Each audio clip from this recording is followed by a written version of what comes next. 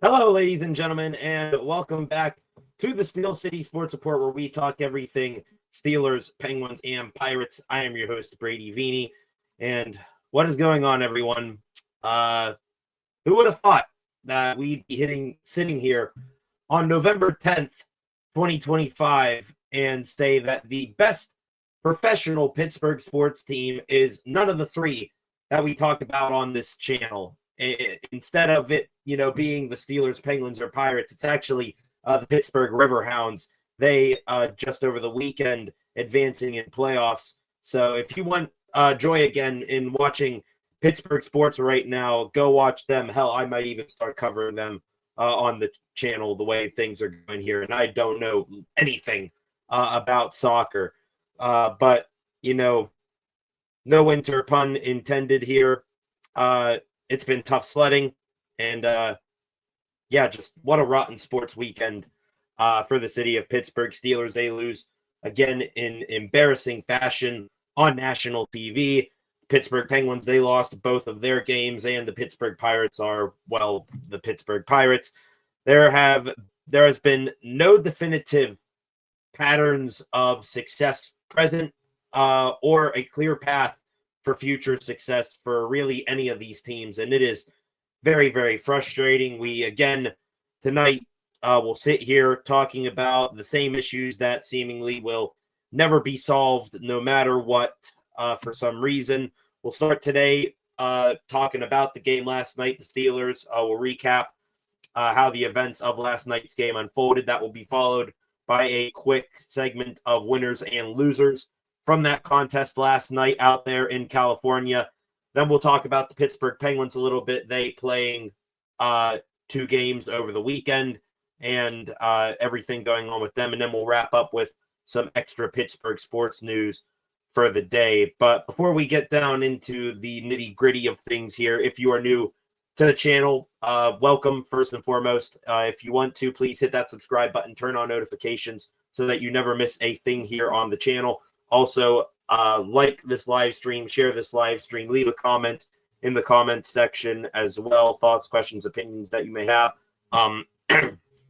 Please get those in there. Also, go give the channel a follow at Steel City SR on Facebook, Instagram, and X. And be sure to come back later tonight for a new edition of SCSR 60. How that thing is going to go, I have no idea how I'm going to fit everything that I want to say into a 60-second or less time span. Also, going to get into this really quickly before we hit the comments section and get things going here. I said last night on stream that we have a crazy week ahead here on the channel. So much going on.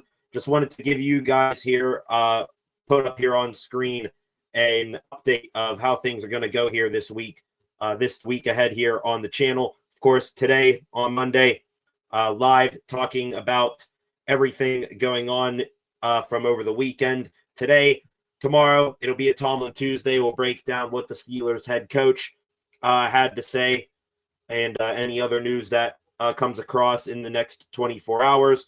Wednesday will be a scheduled off day. Just going to take that day to recoup and give the old voice one more rest day before we get into from Thursday to Friday. It is going to be absolutely crazy here on the channel.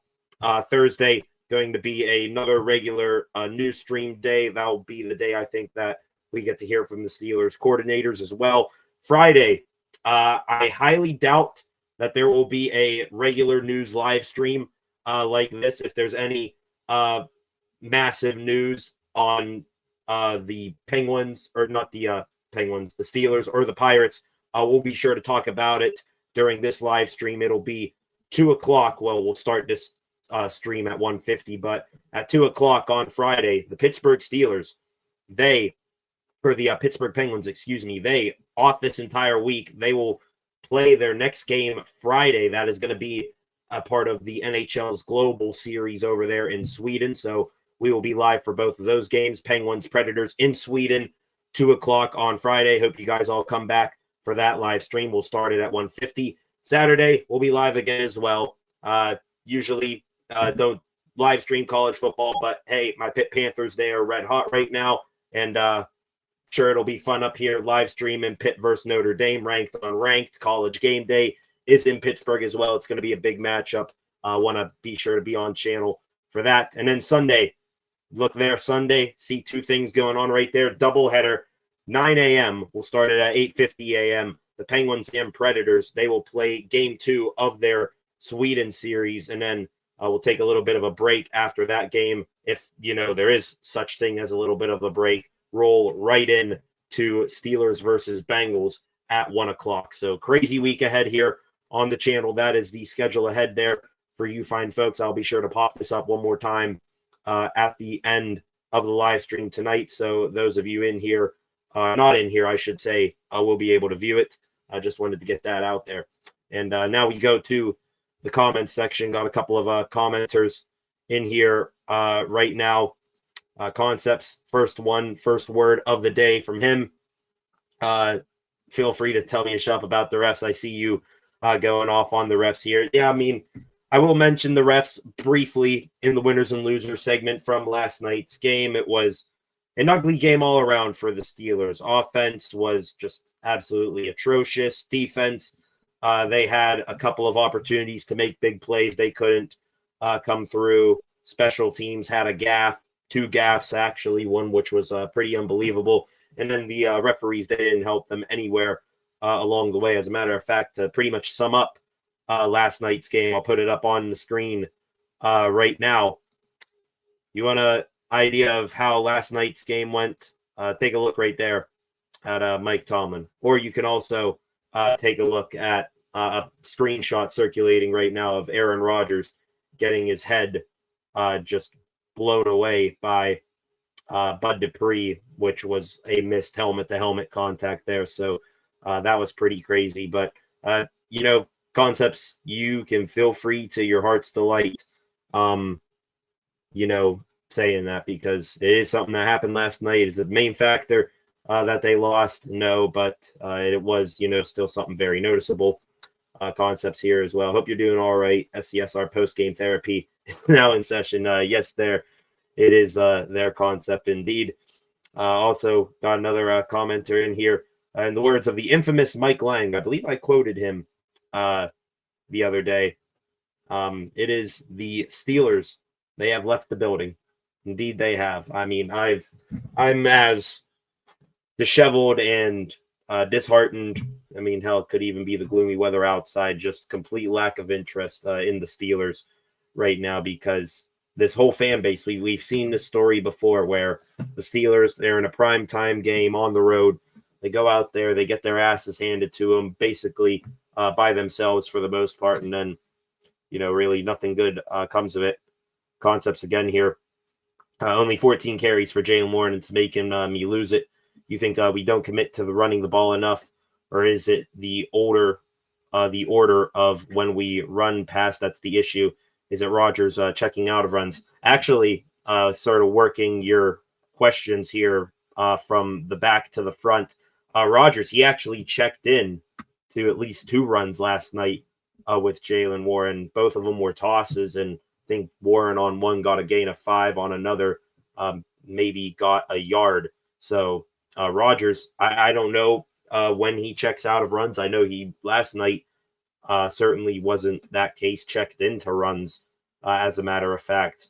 Also, is it we don't commit to the run, or is it the order of the plays? It can be both. It doesn't have to be one or the other.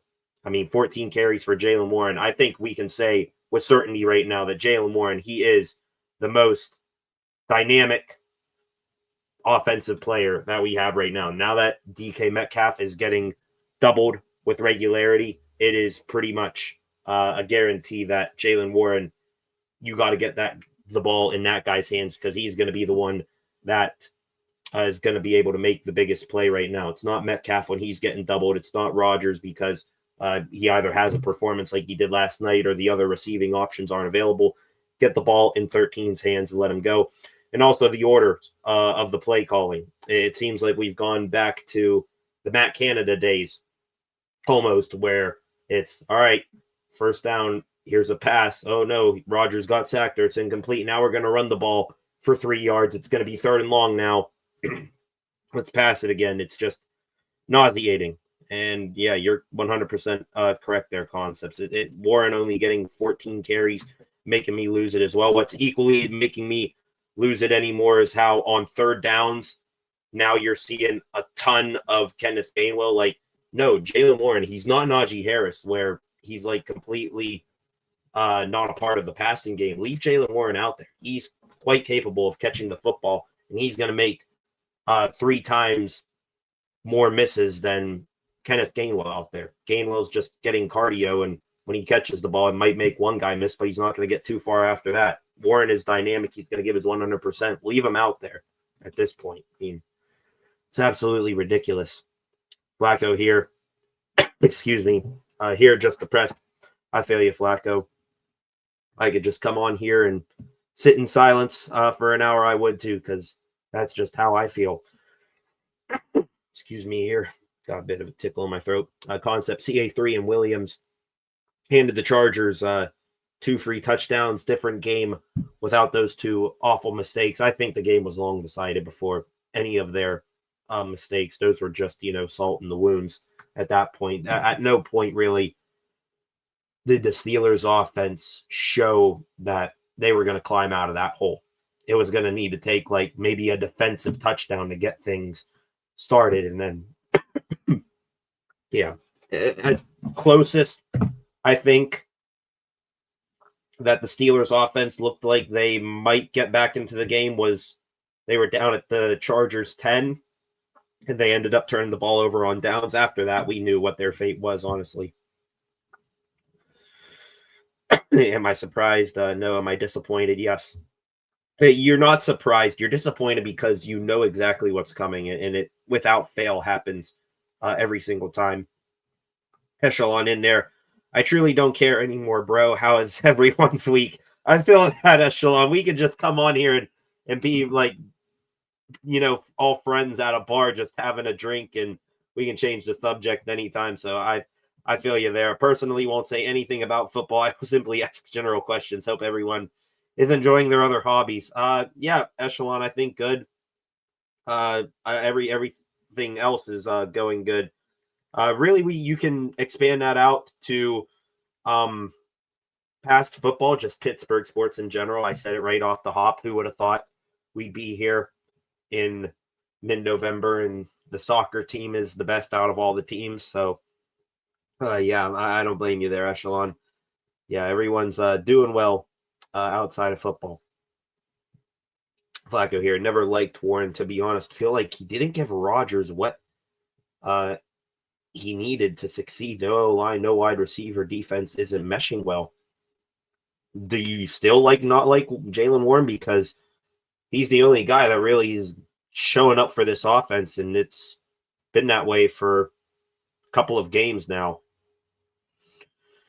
But yeah, I mean, the second half of that, Flacco, that's true. Rodgers, the O-line, the young O-line, we knew there was going to be some growth period with them. Now is the growth period over? That's up for different interpretations. No wide receiver, that's the biggest one, because now, I would have upped it to a 4th and a 5th for Jacoby Myers, or a 4th, or maybe even a 3rd for Jacoby Myers, because, I mean, we can live fine with Calvin Austin and Rome Wilson. No, you can't. No, you cannot. And it's not like any of the other guys are getting it done either now.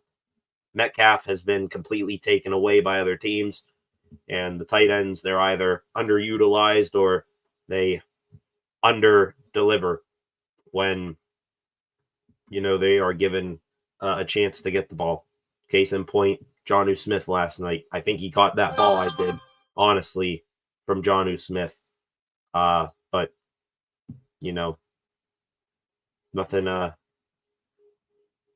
nothing's going Steelers' way right now.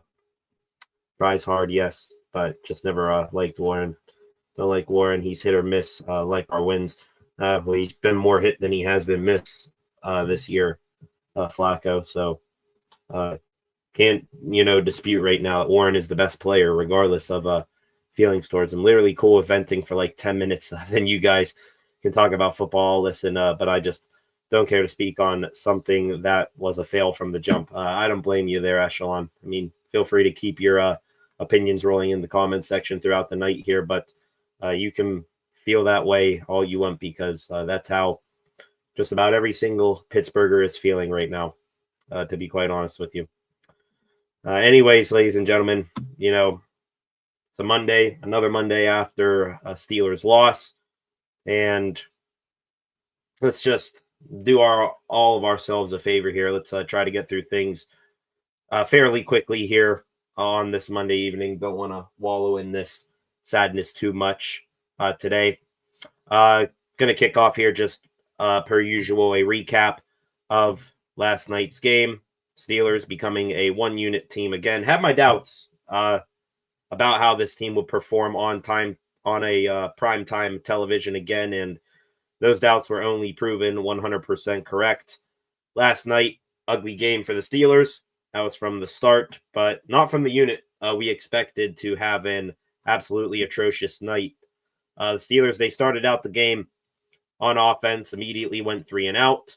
Lucky for them, the Chargers, they also went 3 and out, gaining just 1 yard, plus their punter, J.K. Scott, had a 34-yard punt towards the sideline, shanked that one pretty well.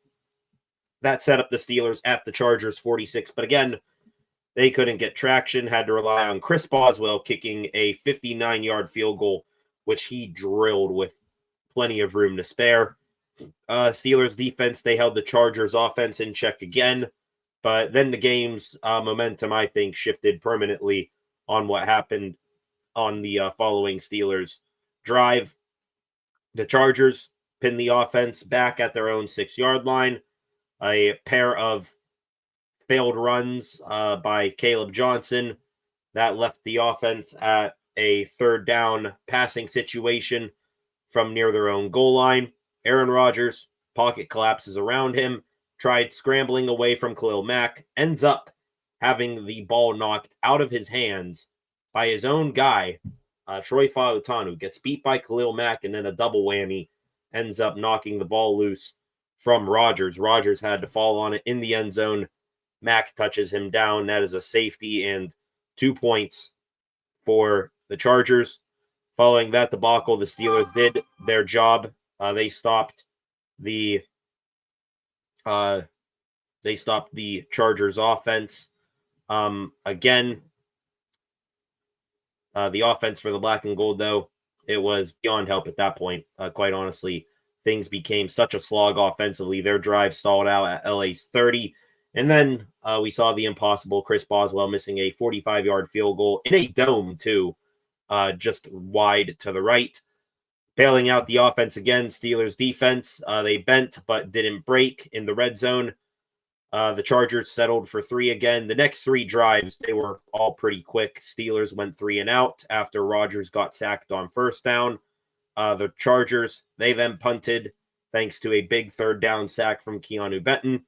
And then it took Aaron Rodgers 2 plays for him to force feed DK Metcalf the ball, had to thread it through a tight window in the middle of the field, overshoots his intended target, and it was intercepted, literally thrown right at safety R.J. Mickens. The Bolts, they were able to capitalize off of the gift from their defense. They punch in the game's first touchdown, a 15-yard pass to Ladd McConkey, which the Steelers, when they got down near their own goal line again, I want to say they looked like they were going to force LA to settle for 3 points again, but McConkey finds some open space in the field. Easy walk-in touchdown for him. Tack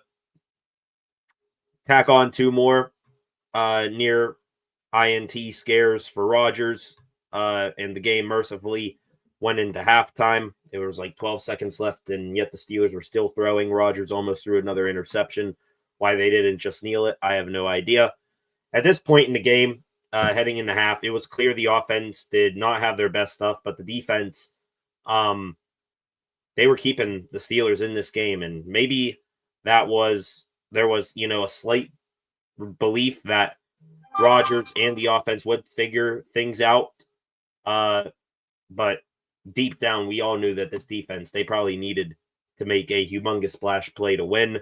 And unfortunately, none of that happened. None of it went good. The resume of play in the third quarter started off well. Steelers defense, aided by penalties by the Chargers and a sack from Alex Highsmith, they forced the Chargers to punt. Steelers offense continued their same struggles. The run game was phenomenal with Jalen Warren there for a bit, but then when it became time for Rodgers to pass the ball, he was either inaccurate or had zero time for the routes to set up and make a play. Chargers took the punt from the Steelers and again got another field goal. This time I think it was Dicker the kicker making a 59-yarder. At that point, Steelers down 15-3. For some reason, Arthur Smith and the Steelers offense decided to abandon the run game nearly altogether, more than they already had. And what did that yield them? Another 3 and out. Chargers looked like they were going to drive the length of the field again, but Alex Highsmith made a big play, sacked Herbert for the second time. And on the field goal attempt from Dicker, he missed a 55-yard try, clanking it off of the left goalpost. So maybe gave the Steelers a brief glimmer of hope that that this game was still in reach. Still a 2-score game.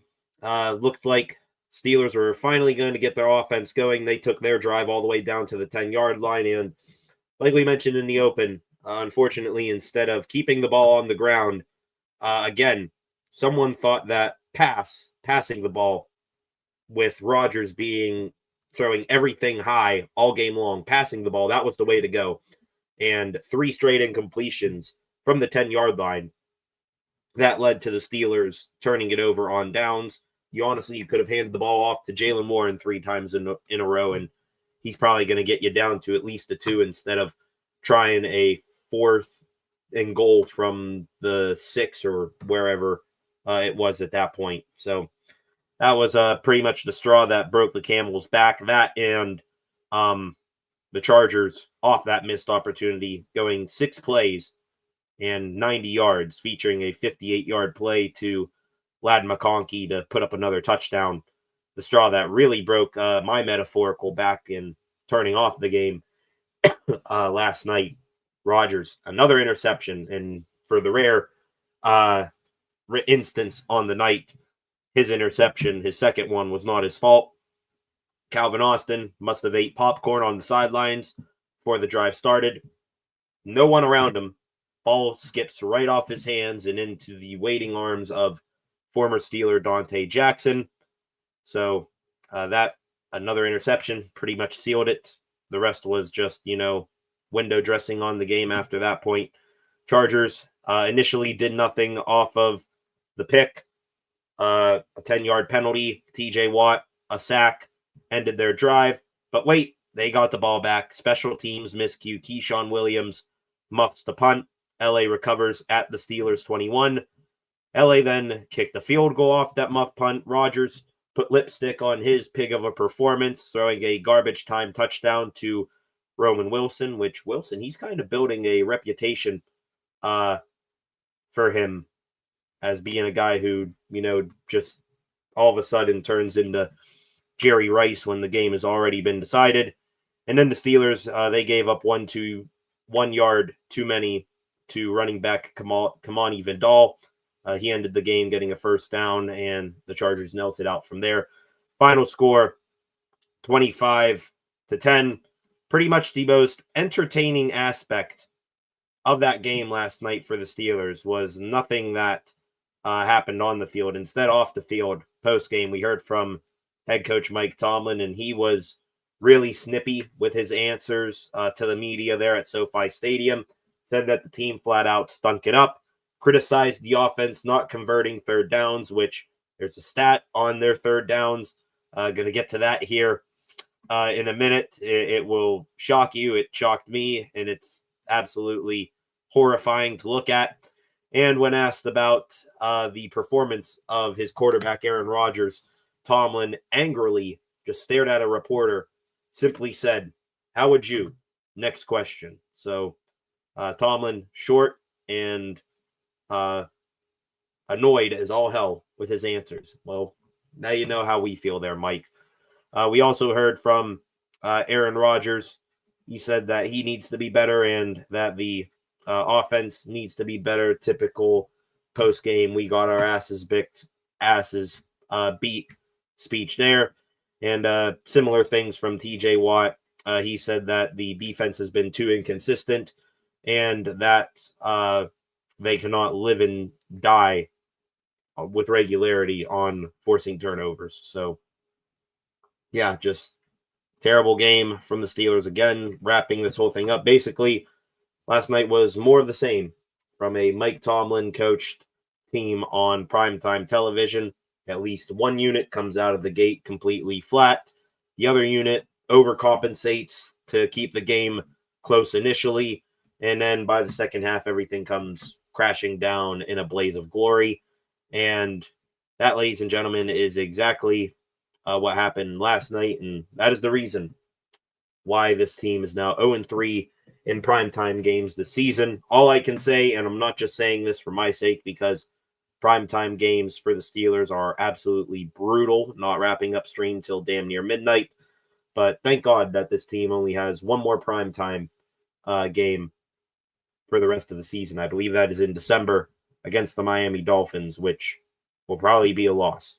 Not just because the Steelers stuck on prime time, but also because the Dolphins, I don't care about their record. They just put belt to ass yesterday afternoon on the Buffalo Bills, so they will probably look like the 17-0 version of the Dolphins when it comes time to play them. Steelers' only saving grace in that game would be if the defense balls out, probably, or the weather takes effect, because Dolphins, they play terrible up north during that time of year, and I believe, yes, that game is in Acrisure Stadium. So that's that was last night's game right there. The Steelers, the offense stayed in Pittsburgh, did not show against the Chargers. Just realized now that I put up the wrong banner for that. Now we're going to get into winners and losers here in a segment. Before we do that, let's get into the comment section real quick. You guys getting more in here. Someone please leave Tomlin at Permanis during next game angry. Have a sandwich. Is that like the old Snickers commercials? Here, have a Snickers. You're not you when you hungry. Well, someone better give Tomlin like the whole factory to make him, be a competent coach in primetime football.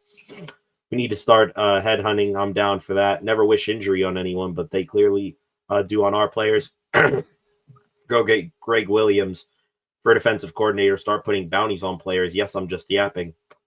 Okay, Concepts. Just found out who you truly are. That's Sean Payton's burner account there.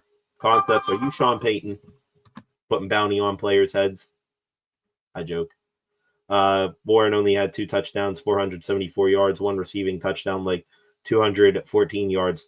Not great, to be honest, just mid. Well, I mean, has he gotten the opportunity, enough of a runway here? Because 14 carries, yeah, he's going to have stats like that with 14 carries and little touches in the passing game as well. He can do it all. They just need to give him the runway here. And best player on our offense, maybe besides Rodgers. But hey, I get, stats are one thing, but the eye test tells you another. When you look at the snap counts, he played just 46% of the snaps. As your number one running back, he played less than half of the snaps in last night's game. So yeah, he's going to have stats like that. It's honestly a miracle that he has stats like that when he's still in, for whatever reason, a share of the reps with Kenneth Gainwell. And also, what the hell is up with putting Caleb Johnson out there when you're backed up on your own goal line? That's when you want Warren in his burst the most, not a guy who's gonna, maybe plow people over if he gets the right head of steam. But just, yeah, nothing's good right now for this team. And Warren is the best guy still, in my opinion. Warren's basically trending the end 2025, matching Najee Harris's 2024 stats season equally. Like Warren to beat it, but it's trending that way.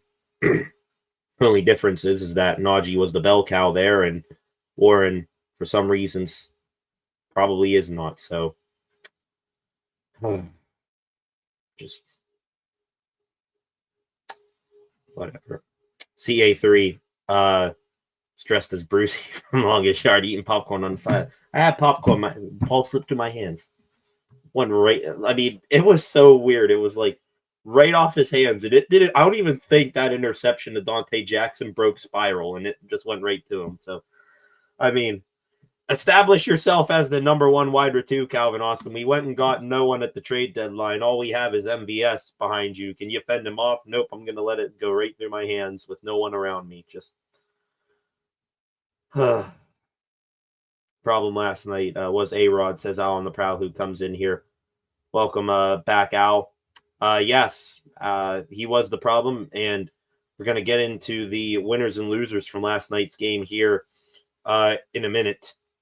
And Rodgers, as you can guess, numero uno on the losers list echelon here. This is the only thing I'll say about the Steelers because it's really a question. Them cutting Juan Thornhill, does that mean Asante or MVS?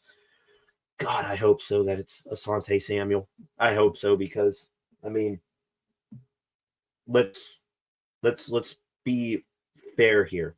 First off, before we get into winners and losers last night, let's also address what just happened. That was breaking news a little bit before we went live here tonight. Steelers cutting Juan Thornhill.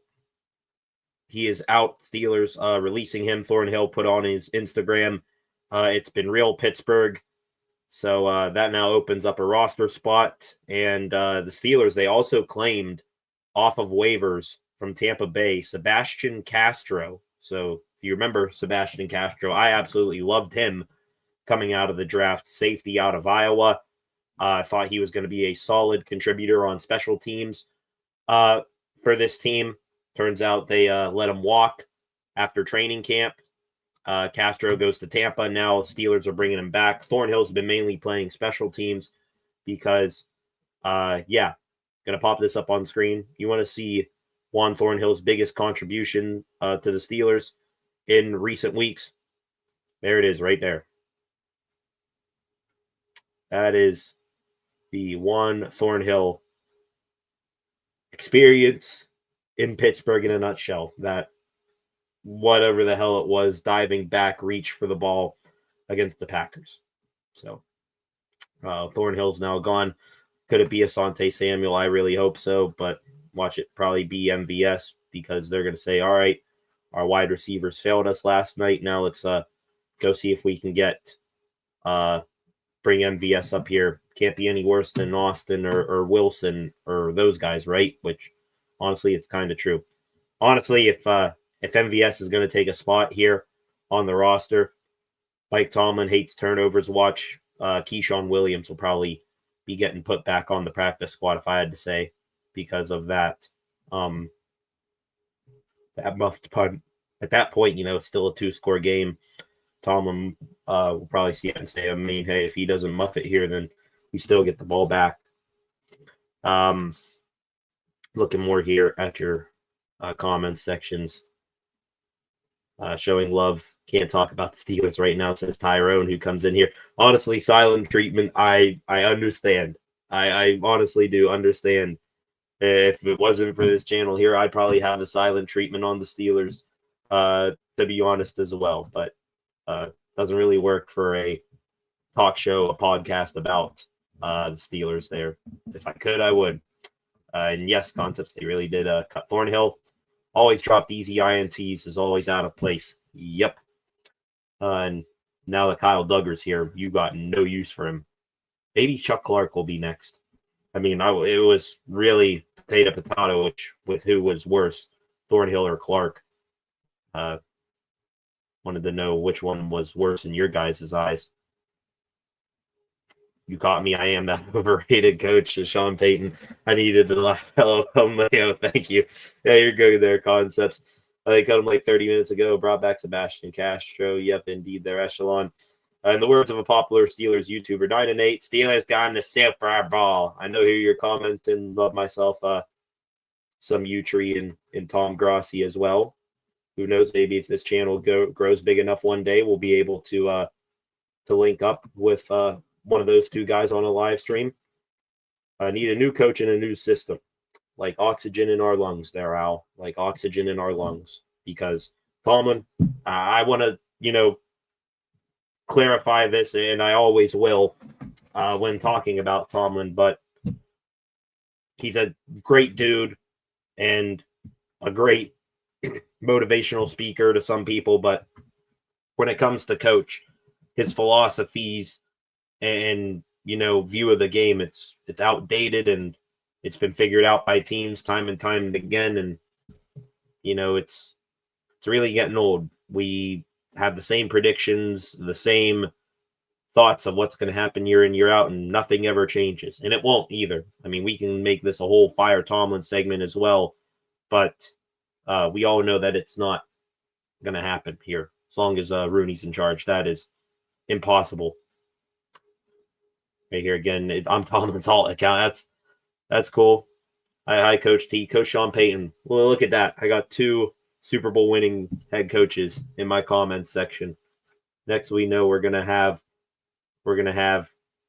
Randy Reed in here, or Sick Niriani. One of those guys is gonna pop in here.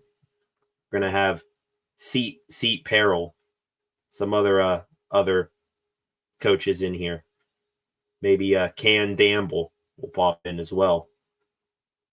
LOL, Thornhill looks like a flag without a flagpole. He did though. He kind of did though in that screenshot. I mean, I'm sure someone somewhere is going to make a compilation of all the Steelers gaffes from this year, and you're going to see that picture. That will not be the last time you see that picture. Honestly, that is meme material picture. I'm surprised I haven't seen more of it. This team would have been lethal with A-Rod, DK, and Pickens. Yeah, listening to 93.7 The Fan today, they were talking about that a little bit. I'm fully on it now. Honestly, looking at those wide receivers last night, could you have maybe put up with the headache of George Pickens for one more year or a half a year in case, he truly crashed out? If it meant, more offensive production against, teams like this, then I would have taken it. Would the Pickens that's in Dallas right now be the Pickens here in Pittsburgh? No, but would a 65% Pickens be better than whatever the hell we got from any of the other wide receivers, probably DK Metcalf included last night? Then that's an easy yes right there. This is about the Steelers, but congrats for the Patriots for having a great season. Pats, Drake May is now an MVP candidate. Freaking dynasty is back. Screw them. Respectfully, though. I mean, we don't hate them as much as we once did here back when they were in the age of Brady, but yikes. Catching up on your other comments here right now. Echelon Law-Abiding Citizens, if it's on there, is an all-time favorite. You guys talking about something else in here I am missing the point on. Clark can go, says Concepts. Yeah. Is there another ex-Patriots safety out there that they want to excommunicate that we can bring on to the team? I'd be all right with that. If Deshaun Elliott, I mean, he's probably out for the season, but if there is some miracle that he will be good to come back at some point this season, then you can send Clark on his merry way and have, just a 3 safety rotation, keep Jalen Ramsey back there with Elliott and Kyle Duggar rotating, and I would love that a bunch. Hashtag pay Pickens. He is going to get paid. The only thing about, could I have put up with George Pickens for 1 year is that I will still stand by the fact that, you could keep him and then let him walk for nothing. Don't pay him because, I mean, we all think that, maybe he's putting on the goody two-shoes act for this season to get a bag, and then once he gets the bag, he's going to go back into his, quitting on plays self that we've seen here before. Echelon agreed, but only if you make chimichanga inaudible like Dilly Dilly. Have faith in you, good sir. Chimichanga. Hasn't been enough chimichanga. Instead, it's been quesadillas, tacos, enchiladas, whatever is not chimichangas. Chimichanga is establishing the run. Steelers, they have done nothing of the sort. Another comment here. One of my favorite streamers among people like Chat Sports, Steelers, and Steel Twins. Appreciate that very, very much. Steel Twins, know of their work. They're pretty cool as well. They're probably, up there with the other Steeler guys I follow. Steel Twins, Steel Here podcast. Love them. Actually have some sort of connection there with Kevin Adams, who does that podcast. This draft will be hard. We need everything. Yeah, I mean, pick your poison. Spin the wheel. We're just going to sit here on draft night. We're going to have like a wheel right here and just spin it. And all right, do you want another defensive lineman because, don't know where Cam Hayward's going to be? Do you want a wide receiver to fix that situation? Do you want a quarterback because you don't know how long Aaron Rodgers is going to be here? An offensive lineman, probably an interior O lineman because, the O-line's still pretty bad. A defensive back because you keep getting beat with simple out routes and quick slants to the middle. They need everything. They need everything. Dilly Dilly, Echelon, Dilly Dilly. Arthur Smith, who? Thank you, there, Echelon, or Flacco. Arthur Smith, who indeed. We draft a backup head coach. How about a starter? Also, you talk about Arthur Smith, who you want to maybe pique my interest. For some reason, Arthur Smith is still getting offensive coordinator or head coaching, vacancies. He's still being brought up in those conversations. At this point, I think the stink of Matt Canada has worn off to where, Arthur Smith's farts don't smell like roses anymore. At this point, I let him walk, and there I'd say give Brian Dable a call in the offseason. We know that he can draft decent and develop some young quarterbacks. The Steelers are going to draft a quarterback in the first round of this year's draft. I want Brian Dable in here on that job. Helped with Josh Allen before he got canned. Jackson Dart was doing pretty well, and now he's available. So I would take that. Arthur Smith will be a head coach next year, no worries. Yeah, I mean, it feels like that's real more than ever because somebody out there is going to see, this offense, they got the best out of Aaron Rodgers in his swan song season. So, if Arthur Smith wants to walk, thank you for all you did here. You made the offense look at least like a functioning NFL offense, not a great one, but at least a half decent one, better than just complete diarrhea ass Matt Canada. But now we got to step it up a level. The bar of expectations, it's always rising. It's never going down here. This is Thanksgiving. I'm thankful for a 9-8 season. Yeah, Thanksgiving right around the corner. And where will the Steelers be by Thanksgiving? We could be looking at this team not having another win, maybe one more between now and Thanksgiving. Steelers thing will be fire Tomlin and make Arthur the head coach. Oh, no, Echelon. Do not even speak that into existence. Do not even put it.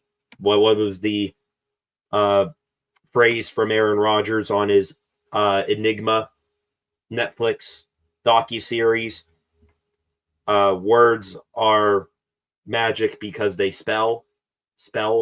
Yeah, we're not putting that out there right now. Like, subbed and share. Thank you, there, Al. Echelon, every single time we're first and goal, we call 4 passing plays, and I'm sick of it. Run the ball. And yeah, it goes back. That was the true knockout blow last night. It was first and goal from the 10 or something like that, or at least the first down marker was at the 4-yard line maybe, and they passed the ball 3 times. You could have ran it 3 times with Jaylen Warren and could have picked it up, but did not do it. Starting a GoFundMe for Rooney to pay Echelon as OC. Won't take that much because, Rooney, now he's going to break the piggy bank for a high-paid OC when he's given $19 million a year to Mike Tomlin. So, all right, ladies and gentlemen, 8 of you in here right now. Let's real quick buzz through this. Winners and losers from last night's ball game. You guys can leave your comments in the comment section as well. Loser from last night's game, Aaron Rodgers. He is loser number 1, and honestly, quite the easy pick right there. Did not think, seeing how the beginning of the season was and how Rodgers was just carrying this team, did not expect him to be here in the loser category, but sure enough, there he is. And this was not just his worst game of the season. This might have been one of the worst performances of his career from Rodgers. Was inaccurate all night long, never recalculated his throws. Everything was always high. It was taking guys almost like Superman catches to go up there and snag the ball that's, 5 feet above their heads. Rodgers, one of those overthrows resulted in a pick. The other one, of course, wasn't his fault. He was just absolutely dreadful to watch. His final stat line last night, 16 for 31. So 50% right there, 161 yards, 1 passing touchdown, the garbage time, 1 to Roman Wilson, and 2 picks, a rating of 50.6. Under pressure, too. Rodgers pressured on 23% of his dropbacks.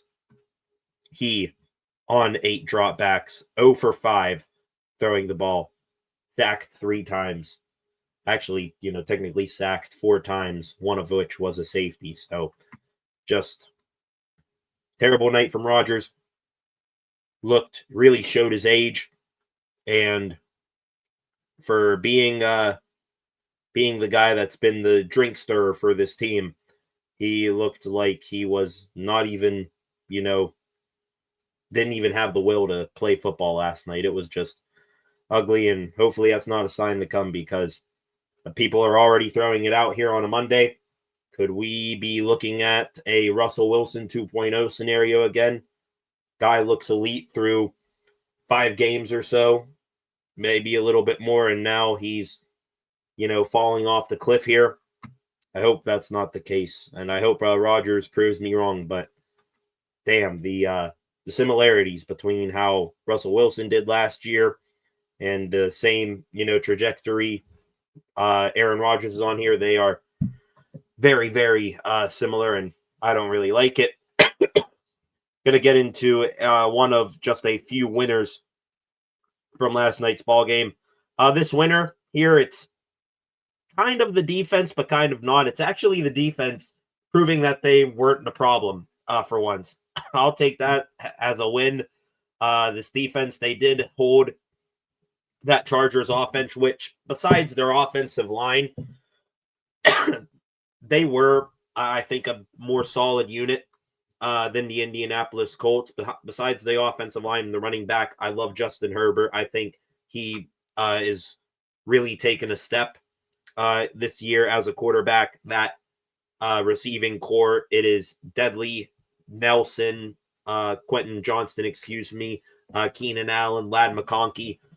I'd be very fearful of those guys if I was a DB room, but I'll give credit to the defense. They held them in check there for most of the game, kept the game within 1-2 scores, but then, ended up finally breaking, which I don't blame them for the offense. They had a ton of 3 and outs. Really, the massive negative that I have for the defense last night is that they got pressure on Justin Herbert, but honestly, this should have been a field day for them, and it wasn't. They did make Herbert move around a good bit, and ended up sacking him a couple of times, but he should have been running for his life every single snap, and it just wasn't. So that's because looking at their offensive line, banged up down their top 2 tackles, and they had 1, 2, 3, 4 guys that were either the worst or second to worst graded players at their respective positions. And they did not get home as much as I want to. They did get home, but they should have been in Herbert's face every single snap. And unfortunately, that just wasn't the case. Also, back into a loser here. Loser number 2. He sort of goes hand in hand with Aaron Rodgers, Arthur Smith. We just talked about it a couple minutes ago. Doing his Matt Canada impersonation. Play calling is becoming predictable. If they're passing the ball, it's either going to be, maybe a slant here and there, or a screen pass out to the flat. If they're running the ball, it's going to be a pitch to the left or to the right to Jaylen Warren. Chargers snuffed that out with ease last night. But Arthur Smith, when he's been listed as a loser in the past, it's been mainly for stuff like that, predictable play calling and stuff like that, not establishing the run. Both of those were still true. But you add on top of it, and I'm not sure who to blame more in this circumstance, Rodgers or Smith. I'm going to leave them both as equal to blame for this. You had the Steelers on their first 9 offensive drives of the night last night. Going to go in order here. 9 offensive drives. Their first 9 of the game last night. Punt, field goal, which was a 59-yarder. So let's not make that sound like it was some sort of chip shot that their drive just stalled. A safety, a missed field goal from 45, a punt, an interception, terrible throw, picked off right to the guy, a punt, turnover on downs. That right there, 3 points, 9 drives. That's all she wrote. Doesn't matter if you got the greatest defense of all time out there. That is just not going to get it done, and that is also on Rodgers as much as it is Arthur Smith. And I believe I mentioned earlier how the Steelers, or how Mike Tomlin mentioned the Steelers being terrible on third down. 0 for 9 on third downs at one point in that ball game last night. I do not have ESPN pulled up in front of me. Let me see if I can find this stat real quick, how they truly did on third down. But talk about money downs, has Mike Tomlin. You win the games in those crucial moments, and the Steelers literally every single time that they needed to make a play when it mattered most, they were just terrible, absolutely horrendous. Let's look here. Where are third down conversions? Third down efficiency. 2 for 11 for the Steelers. So they went from 0 for 9 to 2 for 11, and that was when the game was already decided as well. Chargers, they weren't spectacular, but they did go 6 for 17, and that's enough to win, which that shouldn't be enough to win for any team, to be honest. Just terrible. Falls on Arthur Smith and Aaron Rodgers there, but they both definitely are losers from last night. Another winner last night, you guys in the comment section, you're about to go crazy. Winner number 2 from last night. Going to give this guy a special shout out on the defense, James Pierre. I mean, who'd have thought we'd be sitting here and James Pierre is in the conversation for top corner on the Steelers. When he was in there last night, he was efficient, tight coverage, sticky to that, to whatever wide receiver he was going up against. Had a couple of batted balls in there as well. Made a couple of nice tackles. James Pierre, he is really surprising me. I think we all would be lying if we said that he wasn't going to be more than just a special teams player on this team, but in this relief role, and I think he's getting more runway now, which is good. He has been taking the ball so far, and he's been running with it. So awesome night from James Pierre. I'd like to see him more in the future, not on a starter's, budget of snaps here. I think we've seen what we know Pierre will be when he, gets tons and tons of operating room here. But James Pierre, when you send him in there for, 10 to 15 snaps a game, that's when he's going to be at his best, and he's been good so far. Also, want to give a shout out to a couple of other DBs as well here, though they did, fade off when the defense broke late in the game. I did for most of that game like what I saw from Joey Porter Jr. I thought he was good, no penalties as well. That's a positive sign for him. Brandon Echols, another solid, I'd say 2.5 to 3 quarters of the game. That 58-yard pickup from Ladd McConkey late in the game as well. Echols on that play. It's not like he got routed by McConkey. No, he had perfect coverage pretty much, and Herbert just made a better throw. So want to give a shout out to those guys, but especially James Pierre. And the last mega loser from yesterday's game, Steelers offensive line. All three losers, the main conspirators, the main suspects in that loss last night. Rodgers, Smith, and the Steelers O-line. I mean, they could not protect Rodgers. The running game, for the little times they ran it, couldn't get going. I mean, you can go across the line here. Broderick Jones, he got, just worked. And it was the same thing over and over again. That sort of like swim move to the inside, got beat on that by, didn't matter if it was Tuli Piloto or if Khalil Mack would line up over there. It was just the same move all over and over again. Pressure from the inside there against Broderick Jones. That had Rodgers either running for his life or rushing plays. Troy Fautanu said that was going to be, that could be a statement game for him going up against one of the still best pass rushers in the league in Khalil Mack. Fautanu, his arrow has been pointing up in recent weeks. Well, big old dip in that progress, just got worked by Khalil Mack, beaten up as a matter of fact. Andres Pete, he started at left guard in place of Isaac Seumalo last night. First play of the game. Clock hasn't even started ticking down yet. False start penalty. Thought he was just pedestrian out there. Zach Frazier, Mason McCormick, they couldn't make any holes in the running game, and, they got pushed back a little bit.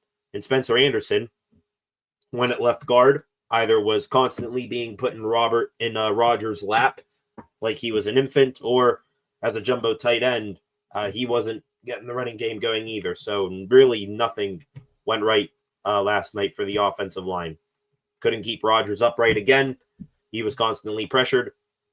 And the running game, just non-existent. So just a couple other winners, losers. Not going to get into them much.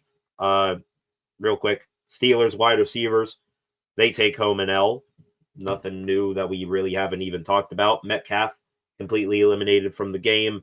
Austin had a chance to, establish himself as a WR2, instead caused an interception. Roman Wilson doesn't show up until the game's already out of reach. Ben Skoranek, special teams guy, not much more beyond that. And Keyshawn Williams, return guy only, and adds on a turnover on top of it. Did say another winner was Brandon Echols and Joey Porter Jr. for most of the game. Kyle Duggar as well, safety from the Patriots, second week with the Steelers. I'll give him a W as well. Made a nice tackle for loss play in the game. And I think when you look at all the success the Patriots had, or the Chargers had passing the ball, didn't really notice Kyle Duggar as a big reason why the Steelers lost that game on defense. So I'm still cool with him, like that addition. And the final L, Concepts in the comment section. He's going to be happy that I brought this up, and that is the officiating. Again, Steelers. I guess it goes with the saying, sometimes you make your own luck, or you make your own penalty calls. As much as they beat themselves, and the Chargers beat them too. I feel like, as we've been talking here tonight, we haven't been given the Chargers enough credit for beating the Steelers last night. They did beat the Steelers, but the Steelers beat themselves just as much. So I want to, give equal respect here to, who's to blame for the game, but the officiating, it was terrible as well. So, yeah, the refs, again, missed head contact to Aaron Rodgers. There was a clear illegal contact, pass interference, whatever hell you want to call Derwin James on DK Metcalf, and just absolutely terrible. Winners losers segment that'll wrap up there. Not many winners from the Steelers yesterday, with good reason. To the comments section we go here. Steelers are a circus. Best coach on our team is Danny Smith, our special teams coach. No lies detected there. Absolutely love Danny Smith. Is his special teams unit, hitting at 100% efficiency? I'd say yes. They have a couple of gaffes here and there, but when you talk about, you almost never feel like the opposition is going to break one big back the other way. I have full confidence in Danny Smith there.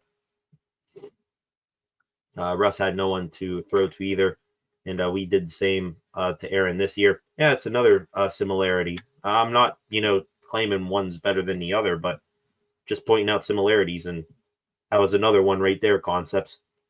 Pretty much just swapped out DK Metcalf for George Pickens, and I guess Roman Wilson with Van Jefferson, and there you go. Pretty much the same wide receiver core. What do you mean rebuild and if you ask, what do you mean rebuild the defense? Cam Hayward, Alex Highsmith, Darius Slay, Kyle Duggar, all will be gone next year. I'm not sure about Hayward and Highsmith. Slay, yes. Kyle Duggar, I know he's about 29, about to turn 30. If he puts together a nice little year, he could be brought back on a pretty cheap deal and have him and Deshaun Elliott be a nice little safety tandem. If Duggar keeps playing like he's playing, I would welcome that. Looking else here for Christmas, I want a new head coach. Boy, Santa, he's not going to be able to. He's not going to be able to come through on that one. The big man up north with the white beard, he can only do so much there. I got a better chance of asking for a, Dodge Challenger Hellcat outside for Christmas. I got a better chance of getting that than us getting a new head coach for Christmas, to be honest. Last thing, has anyone thought of this? Every time Snoop Dogg shows up to a game, we lose every time. I guess you could say that, because what Snoop Dogg showed up. Did he show up to the Christmas game last year against the Chiefs? Or am I thinking of something else? Yeah, Snoop Dogg has showed up against at a couple of games, and they have lost a bunch of them. Also, there was someone, I didn't even know who the guy was, that Rodgers dapped up pregame, and people were saying, oh, look, this guy's bad vibes rubbed off on Rodgers, and he has his worst game of the season. So if you guys know who that was, or if you've seen the same thing, fill me in, because I don't know. Yeah, Herbert threw it into tight coverage in front of Echols. Ladd just got hands, unlike our wide receivers. Yeah, I want to give credit to where it's due. I think the Chargers are a hell of a team. I think that, the Broncos, they kind of look a little fugazi sitting there at the top of the division. They haven't really beaten anyone good. Chargers, if I had to guess, they're probably going to win that division if they can, keep their team healthy, which has been a struggle. So, there, Flacco, I agree with you. Echols was good in coverage, just a better throw and better catch. See a ton of playful fighting here in the comments between I think Concepts and someone else. No idea who this person is, but welcome to the live stream. Who's winning our division? All right. Nobody tell Echelon. Okay. Or nobody tell Flacco. Ravens are going to win the division. I think it's just destiny at this point. it's destiny at this point. Nobody tell Flacco, but I think the Ravens, they are going to shoot up like a bad weed, and Steelers just going to keep on falling down. Down, down, down. Breathe just easier. Block the guy. So I guess Concepts, that was someone who was coming in and heckling you, maybe a Chargers fan or something like that. No idea who the guy was. Boo after Ravens on cue, as expected. Bro, I'm done, bro. Again, all I can do is just laugh. It's hilarious because it's the same thing. It's almost a repeat of last year, except the defense for the Steelers for the first half of the season was pretty bad. Ravens' schedule is definitely easy street most of the games. Yeah, I mean, they got the Jets, the Dolphins, the Browns are in there as well. Lamar's healthy, looking better than he did to begin the year. And meanwhile, the Steelers, they got what? The Bengals, which, by the way, Joe Burrow today, he's activated in his 21-day window. So Burrow is going to be back. Don't write off the Bengals quite just yet.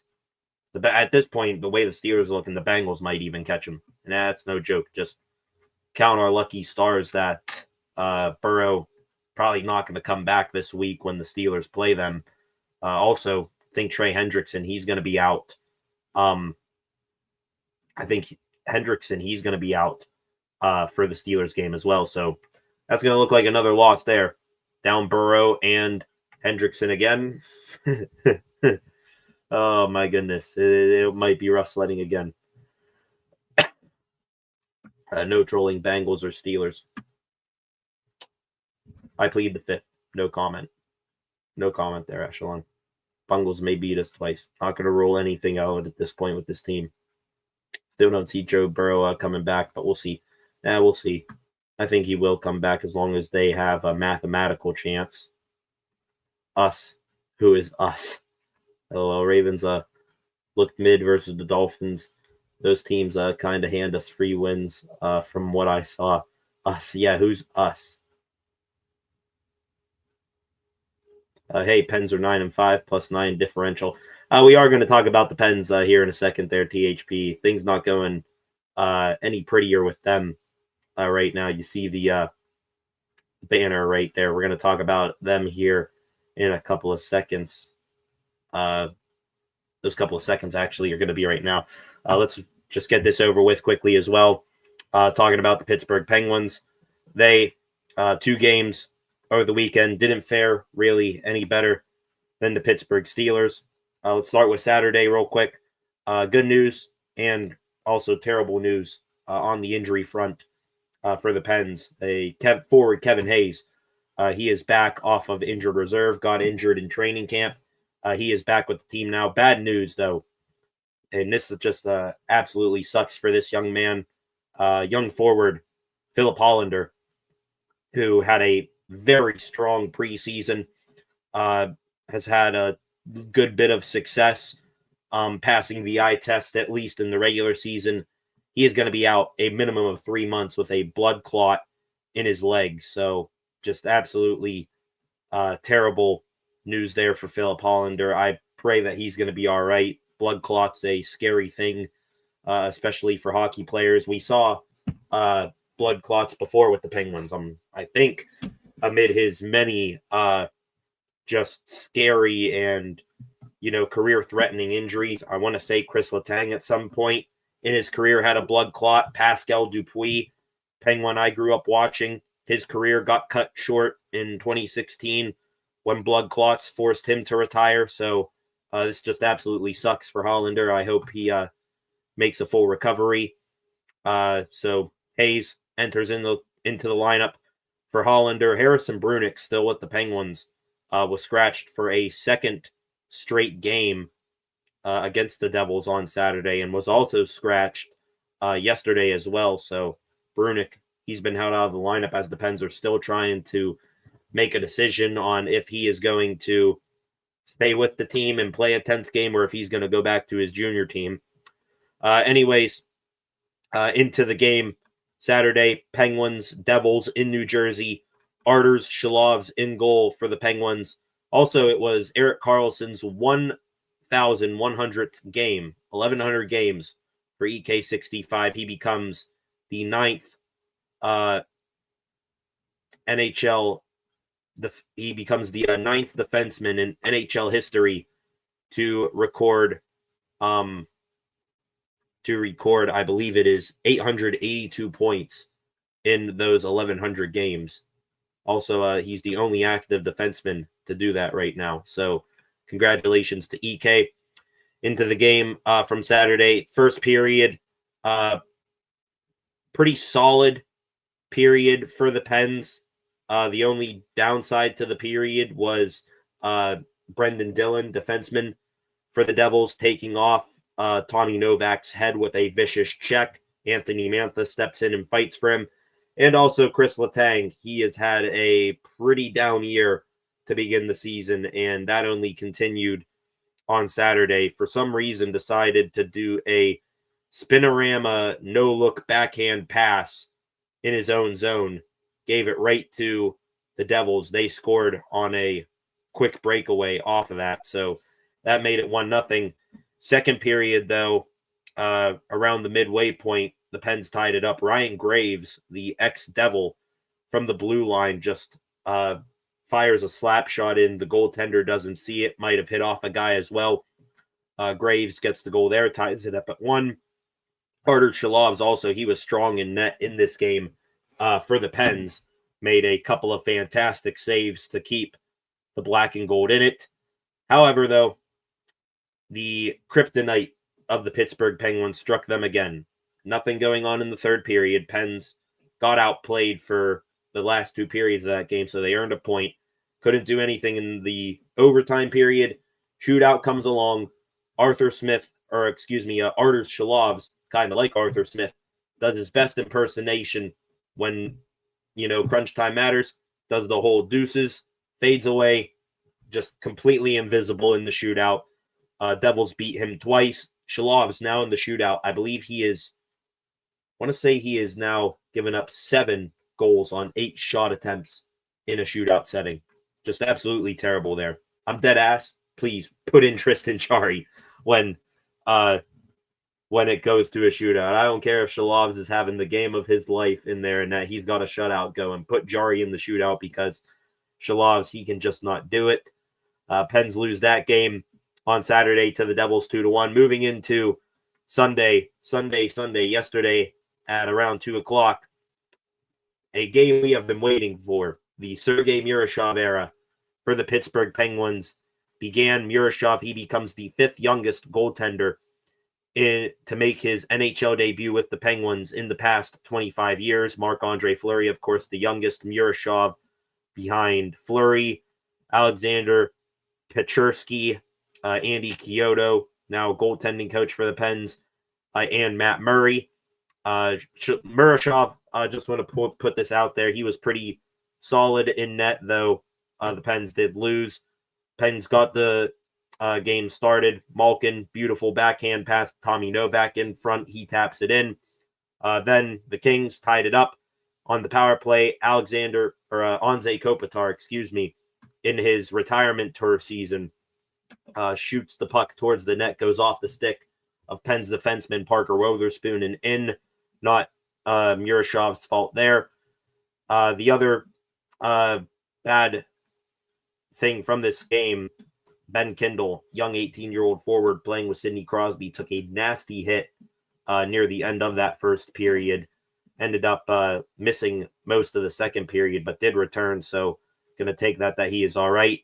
Pens went up 2-1 on the power play. Anthony Mantha, absolutely filthy give and go with Chris Letang. Sort of a no-look touch pass to Letang at the blue line. Letang then gives it right back to him as he moves on in, and Mantha buries it 5-hole. Then after that, Kings, all them from there. Third period, 5 minutes in, Corey Perry, his old ass, been in the NHL forever. He gets the game-tying goal. Odd man break. Buries one there on a 3-on-2. And then a little bit later on, about 7 minutes later, Kevin Fiala, one-on-one with Erik Karlsson, makes a nice move, beats both Karlsson and Murashov. Final score of yesterday's game is 3-2, and that now puts me just as worried with the Steelers as I am with the Penguins, because nothing going right for them. They can play so well in games, but they have been missing the elusive 2 points in these games. Do want to say again, Murashov, 3 of 27, all right debut for him, though I'm going to give him the benefit of the doubt and say that none of the 3 goals were entirely on him. The Pens now, they have lost 4 of their last 5 games, and their whole entire roster, really, but especially the forward group, they are just getting absolutely decimated by injuries. You want an update on the Pens injury front right now? They are now down forwards Philip Hollander, Ricard Raquel, Justin Brazeau, Noel Acciari. The guy who's going to be closest to returning there is Noel Acciari at a minimum of 3 weeks. Brazeau out a month, probably more. Raquel out a month and a half at least, and Hollander out at least 3 months. So the Pens forward group getting decimated with injury. They got Kevin Hayes back, yes, but how much can he really do? They're also down Tristan Jarry and Caleb Jones as well, and I'm not even mentioning the guys on injured reserve as well. So tough sledding right now for the Pens, and like I said, they have got a ton to work on and a ton to think about between now and Friday. And I'll, I guess, put this back out there again now that there's more of you in here. Showed this at the beginning of the show. We'll show it again at the end. If you look at your screen right now, this is the upcoming schedule for the week here on the channel. I'll also be sure to post this to Twitter, at least after the fact as well. That's the week ahead. Off live today and tomorrow. Off Wednesday. Live again Thursday. Penguins game day from Sweden against the Nashville Predators early Friday afternoon. Saturday, Pitt Notre Dame will be live for that. And then Sunday, a doubleheader, Pens and Steelers, double live stream day there. Maybe I'll have a little bit of time in somewhere in there, but I highly doubt it. All right, ladies and gentlemen, still 8 of you in here right now. Let's go back to the comment section before we get into the extra Pittsburgh sports news of the day here. Excuse me. Lots of comments from you guys in here. I really appreciate it. Flacco, we have no true identity talking about the Steelers. Yeah. What the identity is, I don't think any NFL team is still lacking an identity at this point in the season, but somehow it feels like the Steelers still are. Echelon, okay, someone has to say it, and yes, it's going to be me. Pittsburgh sports sucks. Time to change states. Well, I don't want to take, the fair weather fan bandwagon way out of it, black and gold till I'm dead and cold here. But, it's hard to think of, another dark time across all 3 of the Pittsburgh sports teams right now. You'd have to go back to when these teams were still, only less than a decade old, to be honest, where, before you last saw these teams all collectively suck at the same time. The Pirates, they probably out of any team has the most potential of being a good team because they got only the greatest pitcher walking God's green earth right now in Paul Skeens. The reason why we're also thinking of them as the team least likely to succeed in the near-term future, even though they have the greatest pitcher potentially of all time, is because they only got an absolutely just terrible and can never make the right move, except for one that we're going to start off the extra Pittsburgh sports news here in a second with, in Ben Cherington and cheapskate owner in Bob Nutting. Just very frustrating talking about the Pirates. They have the most potential, but also we have the least amount of faith in them to turn things around. The Penguins, I mean, yeah, they've had a good start to the season, but now are they starting to show their true colors? I think. Also, they're still kind of in a rebuild here. Yeah, they got some old heads still performing well in Crosby and Malkin, but the young kids, are they going to, become superstars overnight? I don't think so, even though Ben Kindle is doing his damnedest. And then the Steelers, same old, year after year. Tomlin and Rooney. Let's recycle in a new quarterback here since Big Ben retired. 9-8 is the standard. Lose to the good teams, or lose to the great teams. Occasionally, beat one of them, two of them maybe on a good season. Absolutely have at least, 3 stinkers against terrible teams. Beat the rest of them 9-8, 10-7, something like that. Get your doors blown off by, 20 plus points in a playoff game. So, but yeah, Echelon, you're completely right. And you want to go even deeper. Penn State football, Penn State and Pittsburgh sucks. Steelers suck. Penguins sucks. We have no basketball team. Like I said, you want happy, some happy vibes right now watching a Pittsburgh sports team. Go check out the Riverhounds, the soccer team. And the only reason why I don't cover them here on the channel is because I know jack about soccer, to be honest. At least Pitt is keeping us kind of warm right now.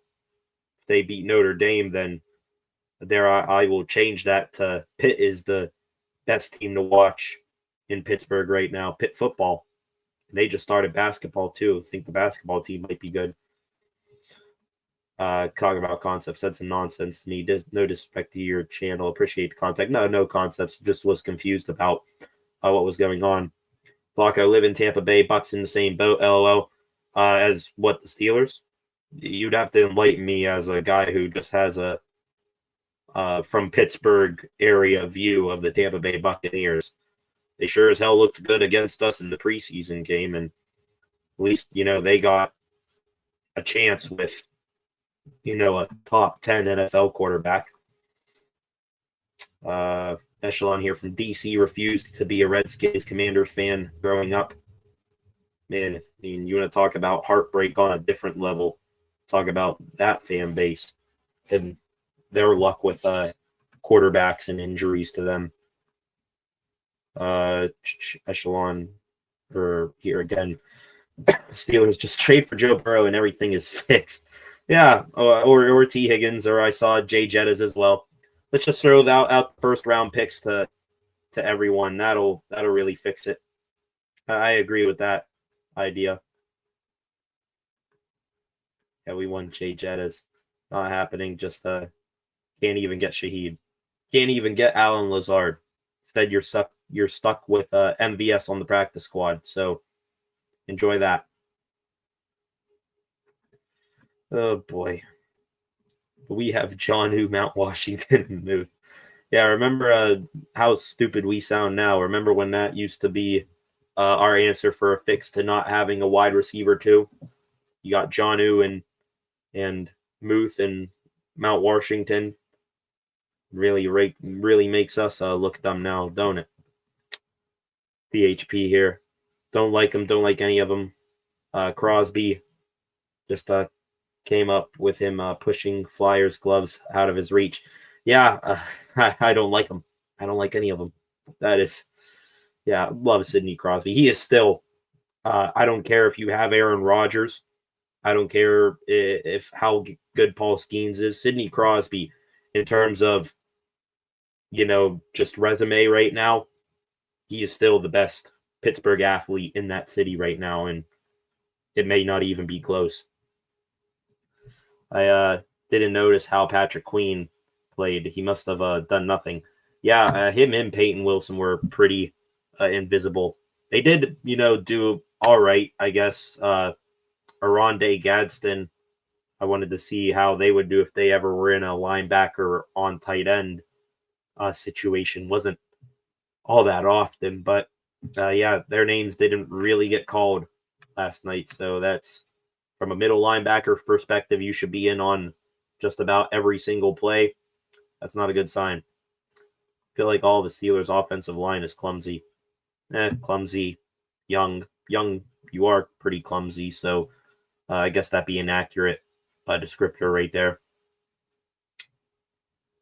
12 of you still in here right now. Please keep those comments coming. We're now about to, here in 30 seconds, past the hour and a half mark on live stream here tonight. One more comment here before we get into the extra Pittsburgh sports news. Truth Thong here. Say hello to 9 and 8. Another blowout in the wild card. Just copy and paste. As long as Mike Tomlin is the head coach, you can copy and paste that comment right there and just spam it for the next 2-3 years, however long Tomlin is here, to be honest. Also, Rand's 87 in here. Love Pittsburgh sports no matter what. Witnessed so much. Basically, going on 50. Yeah, you witnessed the highest of highs and also the lowest of lows. And unfortunately, right now, the lowest of lows, it's getting pretty low.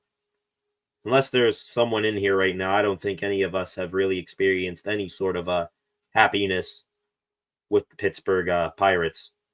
So fill me in on that. Someone in here is old enough to have seen those World Series days. Okay, since we are mid-season, I can ask, what are your Super Bowl predictions? It feels like in the NFC, everybody is still picking the Detroit Lions, though I'm going to go a little bit different. I want to see the Lions prove that they can get over that hump. Always seems like they're going to be a team that gets picked second or third in the dodgeball game. So NFC, I think I'll still go, I hate saying this, the Philadelphia Eagles. Been there, done that franchise. They're going to figure it out eventually, play well when it comes to the nitty gritty. It almost feels like they're sort of like in treading water mode right now. Where it's, all right, once that schedule here hits December, January, then we'll go. And then for the AFC, I mean, do I really have to pick an AFC team because no one is really asserting themselves above the rest right now in the AFC? But if I had to guess, trying to think. You know what? Screw it. Let's go. I was almost going to say let's go Buffalo or New England, but I think Drake May, even though he's having a good year, might be just a year too early to do that kind of stuff. In the Bills, they're just Josh Allen. Are they going to even get past the Chiefs if they make playoffs? No.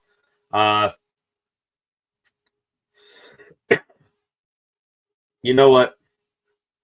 Screw it. No, more I think about it, I don't trust the Colts. I don't trust the Ravens.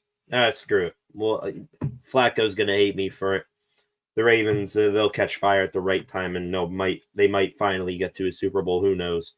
So it's going to be a Super Bowl nobody wants in Eagles-Ravens, Battle of the Birds, and we're all going to hate it.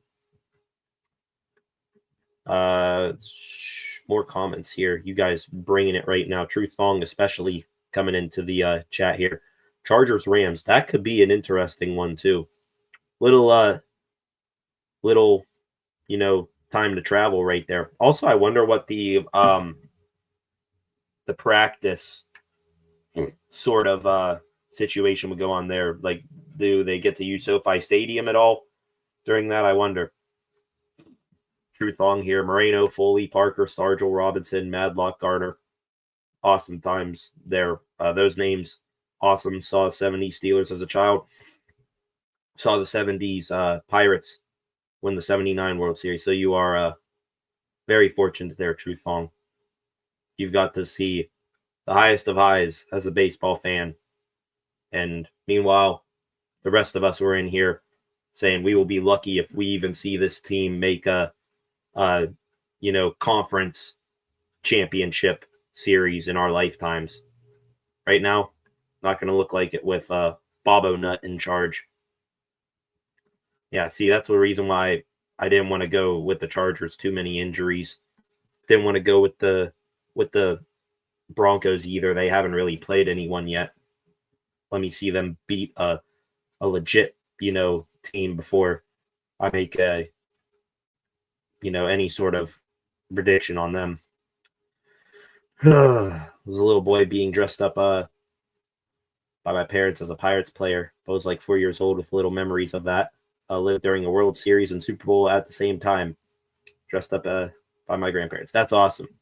I too, in my youth, dressed up as a Pirate player. I'm trying to remember. I think I had an Andrew McCutchen jersey I wore one year. Maybe another year. I think I wore, not sure if I wore a Clemente jersey or a Francisco Cervelli shirt or something like that. But yeah, too as a Pirate player. Feels like every single, Pittsburgh sports fan at some point in their kingdom was dressed up as a Penguin player or a Pirate player, Steeler player, something like that. Probably even more than just 1 year as well. Buffalo is disappointing. That's why I said Chiefs. Yeah, I did not say Chiefs just because I know if I say it, then they'll do it. The Chiefs, they might pull off like another, we'll make the 7th wild card and go on a run type thing there. So yeah, I don't want to say it because I know it will probably happen if I do. Oh boy. Flacco, of course. F the Ravens. 5 first-round picks for Josh Allen to this offseason. Do you take that hypothetical? Yes, it's unrealistic. Yes. See, I'm waffling. How old is Josh Allen, by the way? How old is Josh Allen? He's what? Hovering 28? Something like that? If I had to guess. Somewhere around there.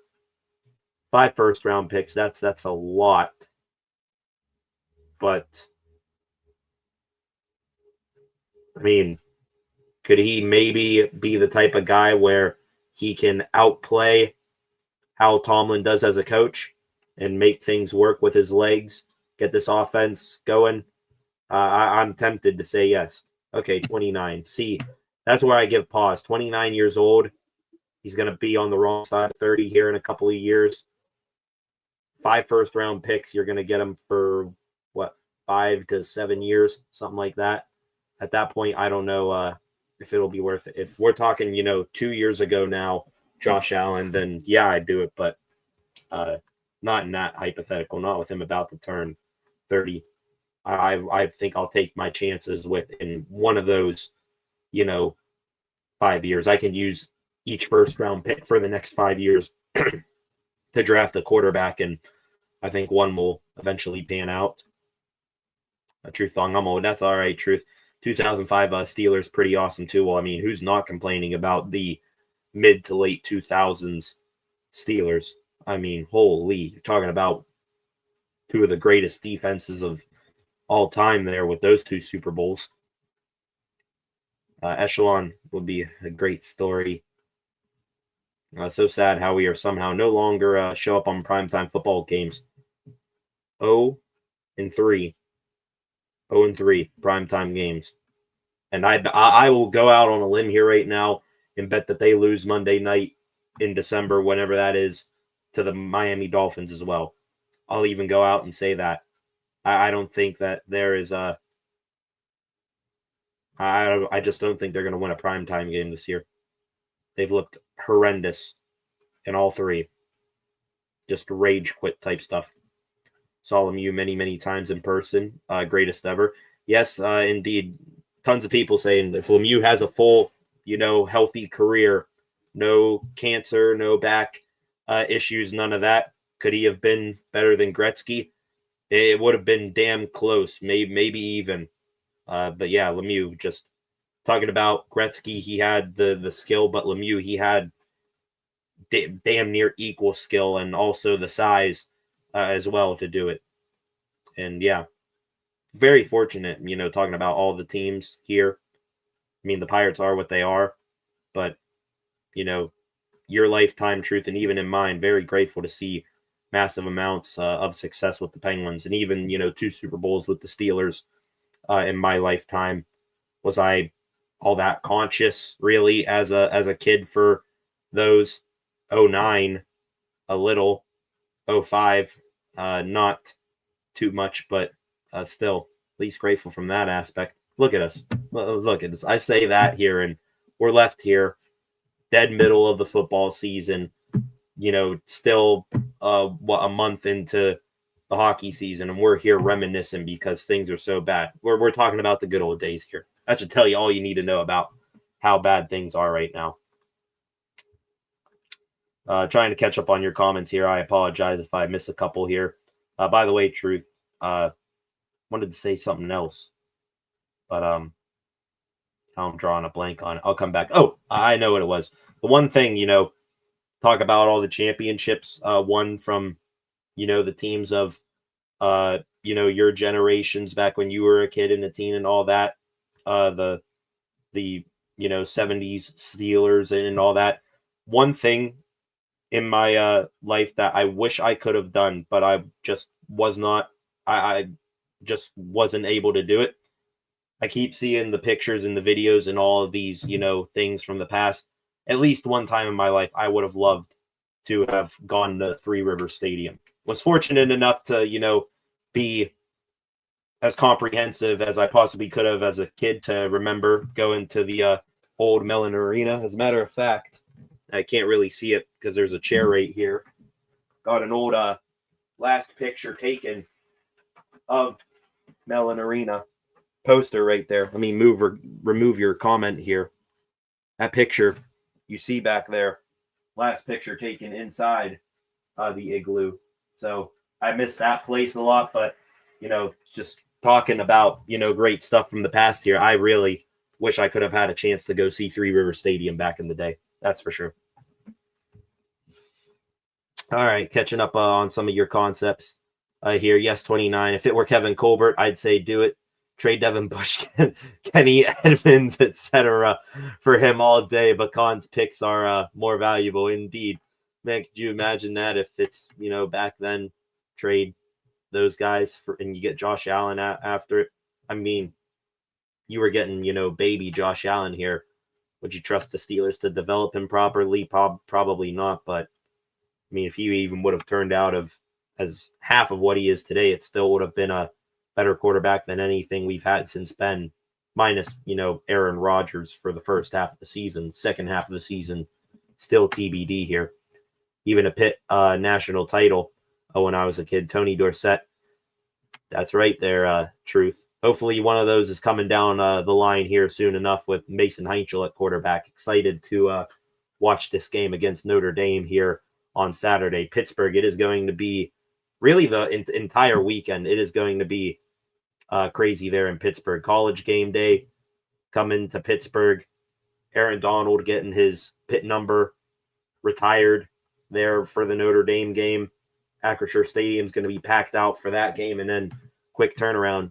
You best believe it's going to be as close to packed out as possible for a home AFC North game as well.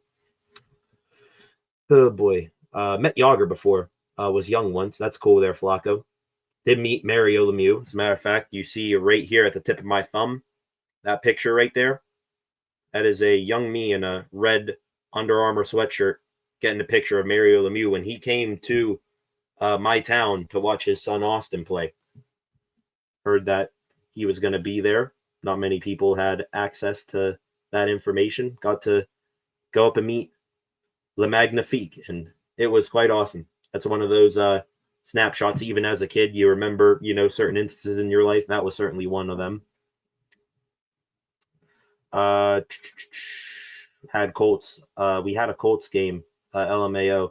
the Colts game was great. Remember the Colts game? That was fun. Yeah, let's keep in perspective. We turned Daniel Jones back into Daniel Jones, which I did not believe for a second that he was, all of a sudden fixed by Shane Steichen.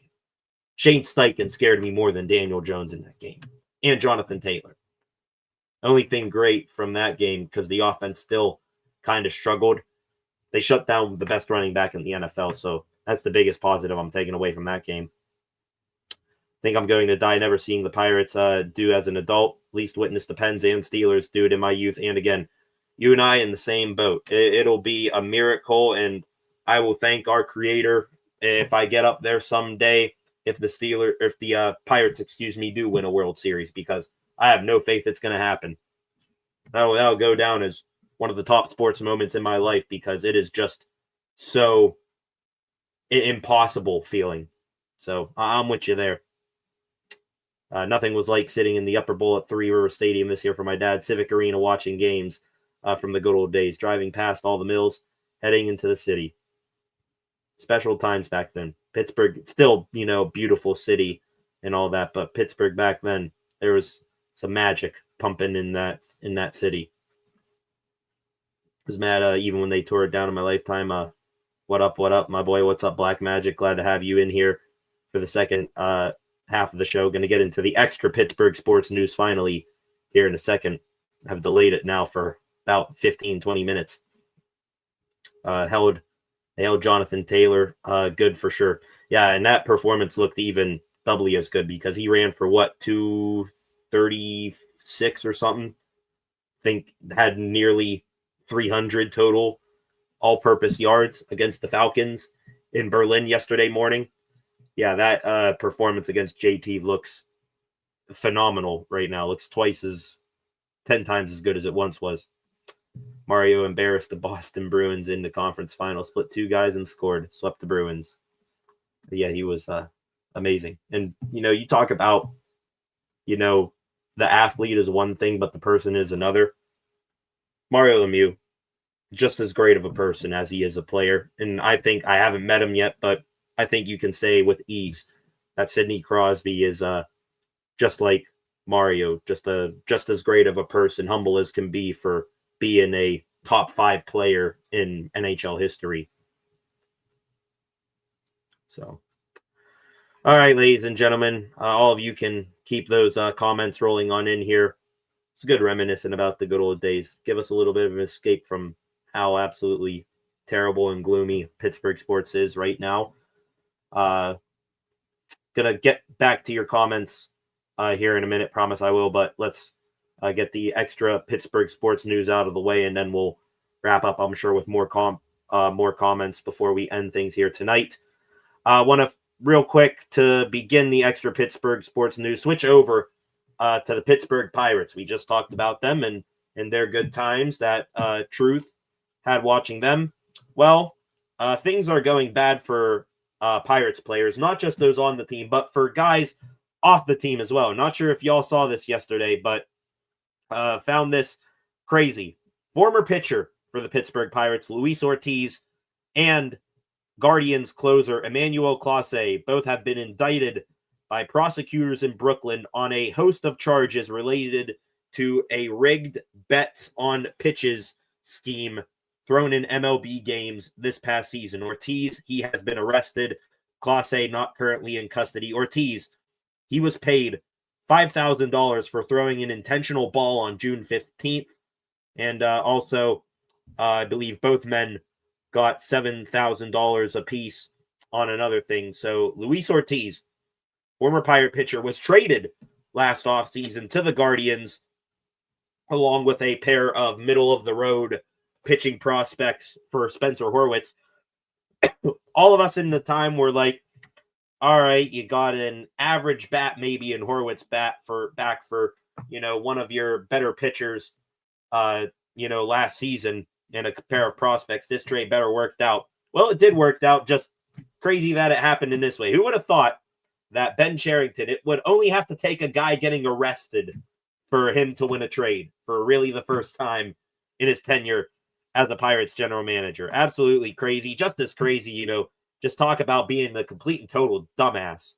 Luis Ortiz, you had a fantastic season with the Bucks. You get traded to a new team. Actually, the Guardians, we want to be real here, they are what the Pirates are supposed to be. A small town, small payroll team that does all the little things right. Developing prospects, finding the right talent, finding the right coaches and philosophies to get these prospects to, as close to their best potential as possible. Luis Ortiz goes from the Pirates to a better version of the Pirates and threw his entire MLB career away and probably millions of dollars that he was going to make for $12,000 in the span of a couple months. Just talk about one of the all-time dumbass moments of a career right there. And now he joins another former Pirate, Tucupita Marcano. Marcano, former Buccos second baseman. I believe the Bucks released him 2 years ago, went to the San Diego Padres there for a hot spell, and then it was found out that he was intentionally illegal betting on sports as well. Not, anything with his performance. He was intentionally betting on the Pirates when he was a Pirate. I'm not sure if that's even worse than Ortiz, honestly. So kind of crazy. We have been talking about that situation for a while here on the channel, keeping an eye on ex-Bucco Luis Ortiz, and now it looks like the hammer has been dropped. He is going to be in some serious trouble, facing 65 years of jail time if convicted on all of those charges. So that's absolutely insane. Moving on to some other Pirate pitchers here other than Luis Ortiz. Heard today from Bob Nightingale, he an MLB insider for USA Today. He talked about the trade situation with Pirates pitchers heading into the offseason. Of course, this one didn't really need to be said, but had to say it anyways because, of course, they got to get their clicks out there, the MLB insiders. Paul Skeens, not going to be traded. Probably not going to be traded until at least after this hopeful 2027 lockout where we can get a salary cap and floor on baseball. But on the other end, excuse me here for 1 second. Hang on.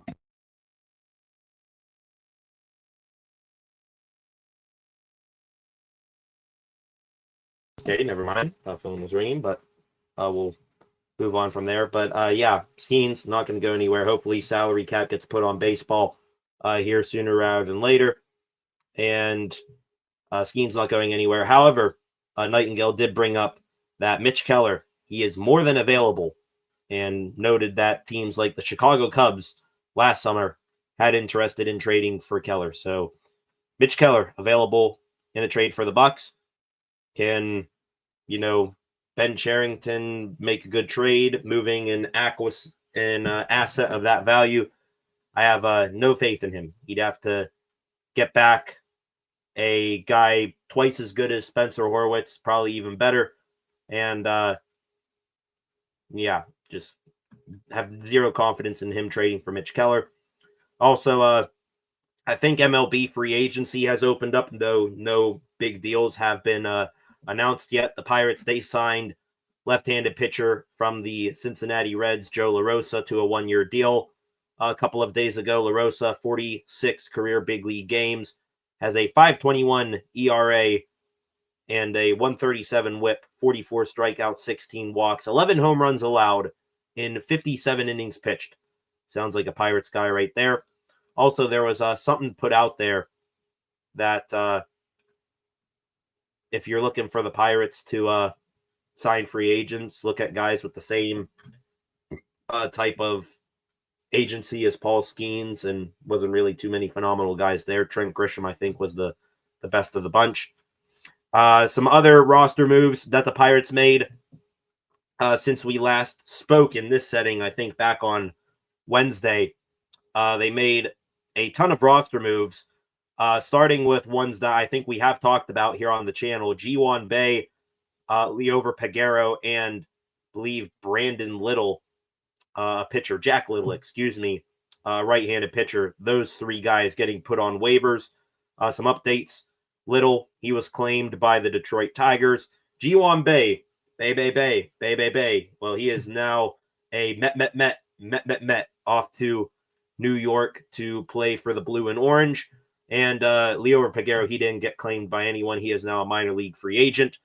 Also, the Pirates, a couple of days ago now, they reinstated from the 60-day injured reserve, I think, to fill up spots on their 40-man rosters. They reinstated from the 60-day IL relief pitcher Dugan Darnell, who they recently claimed off waivers from the Colorado Rockies. Pitcher Jared Jones, doubt he's going to be ready for the season, but hopefully he's able to make a comeback at some point midway through the year. Catcher slash first baseman Andy Rodriguez, same thing for him. Probably not going to be ready for the start of the season. Hopefully he comes back sometime into the season. Emmanuel Valdez, Ronnie Simon, those guys also activated. Both of them, I think, separating their shoulders. Dugan Darnell, and relief pitcher Michael Darrell Hicks, both who were fantastic waiver acquisitions by Ben Cherington. And by fantastic, I mean these guys literally did nothing in the black and gold. They got DFA'd. So welcome to Pittsburgh. Now kick rocks out of town. Wrapping up the Pirate talk here, just a couple of quick loose end notes here. Congratulations to Tony Blanco. He is the 30th prospect in the Pirates farm system, according to MLB Pipeline. He in the Arizona Summer League, winning their home run derby just a couple of days ago. I believe he had one of the fastest exit velos in that derby, 122.9 miles an hour off the bat, and also had a 435 home run as well. Also, Esmeralyn Valdez, another Pirate prospect, he was in that home run derby too, had 4 home runs of 425 plus feet or more. So good job on those 2 prospects. Pirates Fest 2026 has been announced. It's basically the massive Pittsburgh Pirates convention that they have in the convention center in Pittsburgh every offseason. That's going to take place January 24th. Excited to see what comes of that. They got meet and greets at that thing, games, activities, merchandise, Q&A sessions. Of course, last year's Pirates Fest was just absolute theater because there were sell the team chants during the Q&A with, I think, Travis Williams, the Pirates business president, and also they misspelled Andrew McCutcheon's name. It was McCutcheon, and yeah, just tons of fun there. It's always fun to go celebrate a team that constantly has, no interest in winning, and it's ran by a bunch of buffoons. But hey, here we are. And last thing here on the Pirates, happy birthday, 2 birthdays since we last spoke. Back on the 7th, Rafael Flores, the headline catching prospect brought back in the David Bednar trade from the deadline. He celebrated his birthday on the 7th. And also Mike Burrows, he celebrated his birthday on the 8th. Happy birthday to those 2 men. Moving back here into some Pittsburgh Steelers talk here in the Extra Pittsburgh Sports News segment. Have not gotten a chance to talk about this in this setting since last week, but former Steeler wide receiver Antonio Brown, back in the headlines. He, back in the United States, extradited from Abu Dhabi, or I think Dubai, one of those 2 places, taken into custody by U.S. Marshals. Back in New Jersey, I believe, is where he is now. I think he might get extradited again down to Miami, who knows, but back in the United States facing attempted murder charges from a shooting in May. I believe he was down in Miami at some sort of concert. Alleged that guys were trying to steal his jewelry. Ended up, I believe, I don't think it was his own gun, but might have taken the firearm of an officer and fired shots in the vicinity of the guys who he said were jumping him. But just crazy. Talk about a fall from grace. Not just, football career, but just life in general, from one of the all-time great wide receivers in Steeler history, might have been the greatest in Steelers history if he kept his head on straight and stayed in the black and gold, to, bankruptcy, in the news constantly for terrible things that puts him in a bad light, and now facing this serious jail time on top of it. Some extra Steelers news here. There's not a whole lot here. Jalen Ramsey, he got fined over the weekend over $17,000 for his hit on Michael Pittman Jr.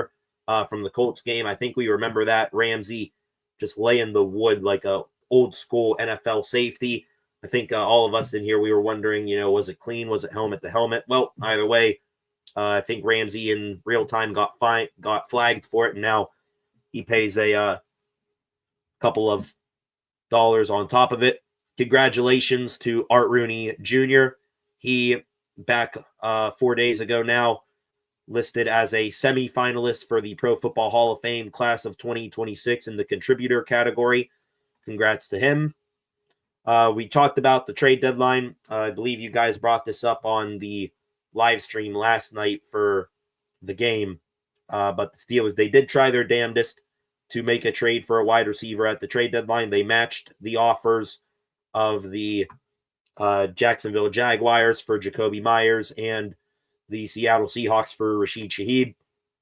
Turns out the Raiders and Saints let both of those men decide which team they wanted to go to, and both of them chose to go not with the Steelers. Also, I think the Steelers were in on Jalen Waddle, but could get nothing done there. Same thing with the Buffalo Bills. And wrapping up the Steelers talk here for the evening, update on some college athletics that the Steelers are tracking. They had scouts, at least one scout, at the Texas A&M Missouri game over the weekend. Texas A&M wide receiver KC Concepcion, listed here by Alan Saunders as a guy they're potentially looking at there. Steelers also had their college scouting director, Dan Colbert, in Morgantown for West Virginia, Colorado. Not sure who the Steelers were looking at in that game. Maybe a defensive back or something on the Buffaloes. They're having a, pretty mid-season.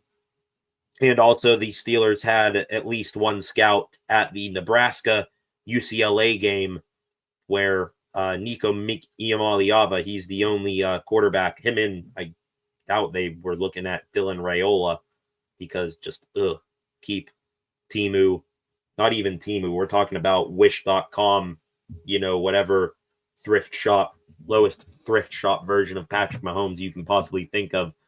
Dylan Raiola, no interest in him. Nico Iamaleava, though, UCLA's having a rotten year, but does it intrigue me, although at least a little bit. Steelers were scouting him again. And to wrap up the extra Pittsburgh... actually, did I get everything here on the Steelers? Let me check. I think I did. Yeah, we talked about Juan Thornhill. Talked about could Brian Dable be a Steelers OC? I wouldn't mind it. I think we got everything there on the Steelers. And wrapping up the extra Pittsburgh sports news here from the day with some hockey. Things on the ice have cooled down for the Pens. They aren't flying as high as they were to begin the season. However, off the ice, some hot words. Yesterday, Josh Yohe of The Athletic came out with a interview with Erik Karlsson, and Karlsson dropping a doozy of a quote here, saying, "We have good individual players, and now we're finally starting to feel good as a team. The rules are starting to slot in. You know what's expected of you. You do the things you're good at, and not the things that someone tells you to do that you can't do." Talk about, clear. There's no denying it. That was a shot intended for former Penguins head coach Mike Sullivan, EK, who I'm going to, give him the benefit of the doubt here and take his side up in this because Karlsson, people I think were asking, who's better? Is Karlsson as a player better than Sullivan as a coach? Yeah, Sullivan, 2 Stanley Cup rings early on in his coaching career, but you're talking about the most hardware acquired by a defenseman in NHL history in Erik Karlsson. I'm going to take his side in this battle, just absolutely roasting Mike Sullivan, which Sullivan, he's getting this on top of the fact that his Rangers are just brutal right now. Now 0-7 on home ice, with 5 of those 7 losses being shutouts. So, yikes, they're in Rangerville. A couple of other things here on the Pens. Just talked about Bucko Fest or Pirates Fest, whatever the hell you want to call it, for the Pirates. Also, the Penguins announcing that their Night of Assists, where they have tons of season ticket holders and other charities in the building at Acrisure or at PPG Paints Arena, excuse me. Their Night of Assists, always fun, coming January 7th or 27th. Update on some Pens prospects, keeping things, I guess, a little bit bright for the future of the Penguins. Kyle Dubas, he is doing a hell of a job acquiring some young talent for the Penguins' once very bare prospect system. Looking at the college ranks here, NCAA, Will Horkoff, Penguins, I believe, number 24 overall pick in this past year's draft. They took Ben Kindle, 11th overall, took Bill Zonan somewhere between the 18 and 22 pick mark, and then they picked up Will Horkoff with their 3rd first-round pick. Horkoff leads the NCAA in goals and is also, I believe, top 10 in NCAA points with 16. So he is just lighting the world on fire right now for that Michigan hockey team. Also, some other Pens prospects having a whale of a time in college hockey right now.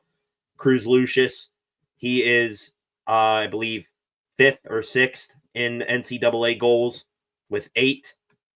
I believe he plays for Arizona State, if I'm not mistaken. And then Zom Plant, he has 7 goals, top 10 in college hockey. Don't know where he plays, though. Also, Plant, 19th, 2nd in NCAA points. Seeing here, UMD is where he's playing, that I'm seeing it. So congratulations to those young gentlemen. Hopefully they can get to Pittsburgh sooner rather than later. And the last extra Pittsburgh sports news topic here for the day, Frank Saravalli, NHL insider, coming in yesterday talking about the Penguins, and not sure if he talked about their trade situation, which clearly they're going to hang on to the guys they have right now. However, did say that if the Penguins, they would have bought out the contract of Tristan Jarry if it wasn't buyout proof. So looks like if Jarry, he's had a decent start to the season. Now he's injured. We'll see how he comes out of that injury. But Jarry would not have been a Penguin this year if the Penguins could have bought out his contract. Pretty crazy there. Might have gotten the Sergei Murashov show sooner rather than later. And that's going to do it. Extra Pittsburgh sports news is done and out of the way. Lots to talk about there today. All right, ladies and gentlemen, before we get back into the comment section, just a real quick stroll here through Twitter. Is anything big popping off since we have been live? The Steelers, they officially announcing bringing back Sebastian Castro, releasing Juan Thornhill.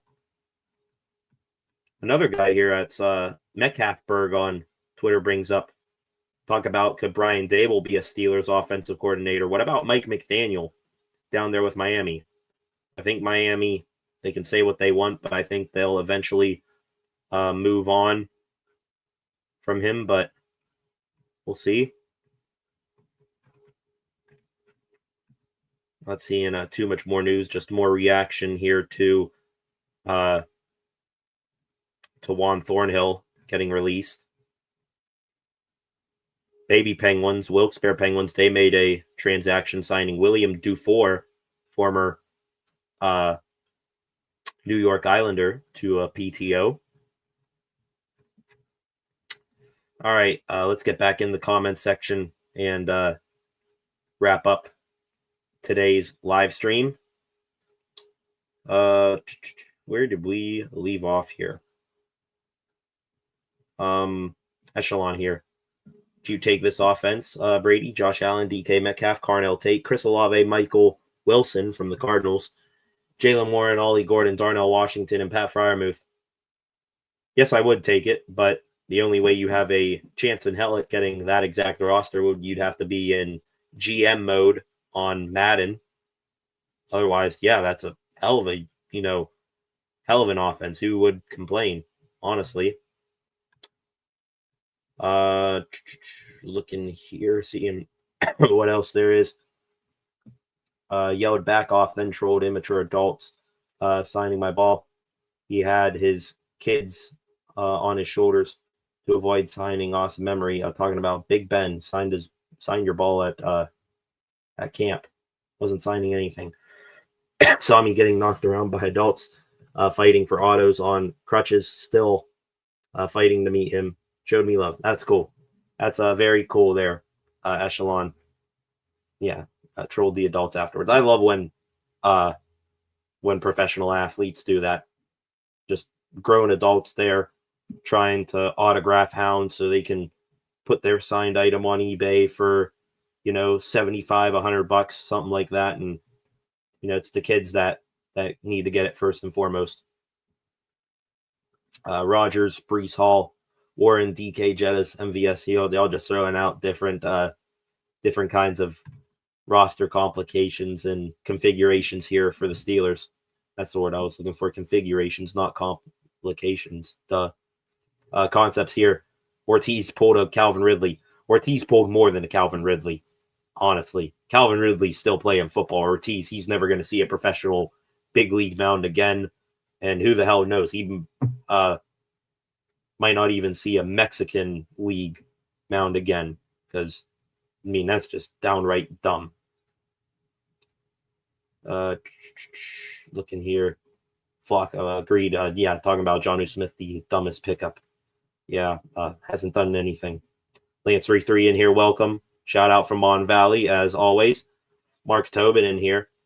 It's a wrap. We are clearly limited on offense, and we have no solutions. Defense can still be had to an extent, even more so if the offense does nothing.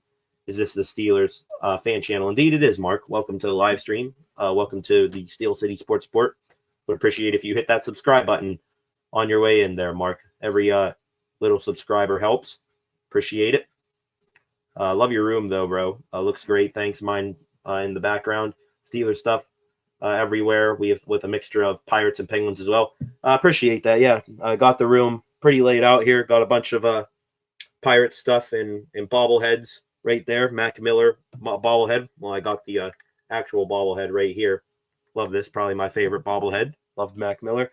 And also, WWE fan here. Got all the 3 kinds of championship belts that came out for each of the Pittsburgh sports teams. Penguins stuff set up right there. Not sure if you can see it right here.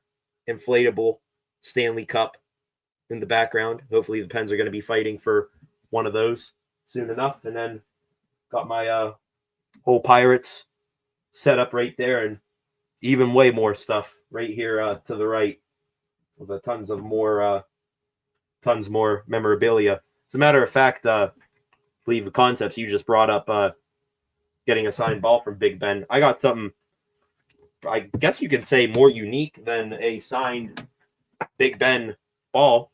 I got a signed Big Ben football and cookbook here. Check that out. Right there. I guess this is more rare than a signed Roethlisberger ball. You can, I'm sure, see those everywhere, but still cool, though. Got something else in common. Signed Big Ben merchandise. Only thing Big Ben signed I got here. Looking here in the comments before we wrap up here today. Concepts with a comment on Antonio Brown. AB is back for tryouts to be wide receiver 2, Super Bowl bound. AB can be fresh out of prison if he goes there, and go there and I'm sure be a suitable wide receiver too. I will still believe that he is that good until he reaches like 40. Honestly, Myers will be a 9-game rental. Jags are known for that cough. Gabe Davis cough. Yeah, maybe you get your shot at Jacoby Myers in the offseason, though. Someone up there brought up Carnell Tate. I wouldn't mind Carnell Tate in this draft. Or, I'm trying to think. If I were to get a quarterback I will want to get one of his teammates to make him feel comfortable. Now, I think people are down on him, but if you were talking about a guy who has pure physical traits of being, a solid NFL quarterback in the future, if I were to get Lenora Sellers, I'd go out and get Nick Harbor from USC as well. South Carolina, that is, not the actual USC Trojans. Right, sad about Steelers. 1 week defense shows up, but the offense doesn't. Next week, defense doesn't show up, but the offense does. Then one prime time. Then on prime time, the entire team doesn't show up. Yep, it's always one or the other. They can't play a complete game where they just blow out an offense, blow out another team's defense, and our defense has a rock steady game. It's always one or the other. And that's what I had, I believe, in my thumbnail. It was always something wrong, I believe is what I said there. Surprised you're still alive. Yeah, we're up over 2 hours and 15 minutes, so we're going to wrap it up here soon. Got a long week ahead. I'll bring that up here in a minute. Denzel Boston up there in Washington, he is good as well. Yeah, I like Denzel Boston up there. All right. Upset at the loss, but live stream cheered me up a little bit. Glad to do that, Flacco, and I'm glad to be this Steelers, Penguins, Pirates therapy session for all of us. I would say brighter days are ahead, but just not sure about that. We are in a dark time right now in Pittsburgh sports, but hopefully something is going to pull us out of it here soon enough. So with that, I'm going to wrap things up here this evening, ladies and gentlemen. Thank you. This, I was not expecting to be a, as long as the live stream as it has been, but has been fun nonetheless. Thank you all for joining me here tonight. Going to wrap things up here for the final time. If you are new here to the channel, please hit that subscribe button, turn on notifications so that you never miss a thing here on the channel. Also, leave a like, share this live stream, leave a comment after the fact. I can get to those as well after the fact. Drop you a like, give you a response as well. Go give the channel a follow as well at Steel City SR on Facebook, Instagram, and X, and tune back in at some point later tonight for a new edition of SCSR 60. Last word here from Lance. Maybe Pitt Hoops again this year. That'd be A-okay with me. As a matter of fact, I think they're playing right now. I might turn that on here a little bit. Who knows? But thank you all. Have a good rest of your Monday night. One more reminder of the week ahead right here. Going to pop up the week ahead schedule right here and then log off for the night there. There it is. Read it at your own expense. That is the week ahead here on the channel. Hope you guys join me for each and every single one of it, especially this weekend. It is going to be loaded, a crazy-ass weekend here from Friday through Sunday. And we'll be here and do it all together. So thank you all. Have a good rest of your Monday night. Back here tomorrow for reactions to Mike Tomlin's Tuesday press conference and more. See you back here tomorrow. Peace.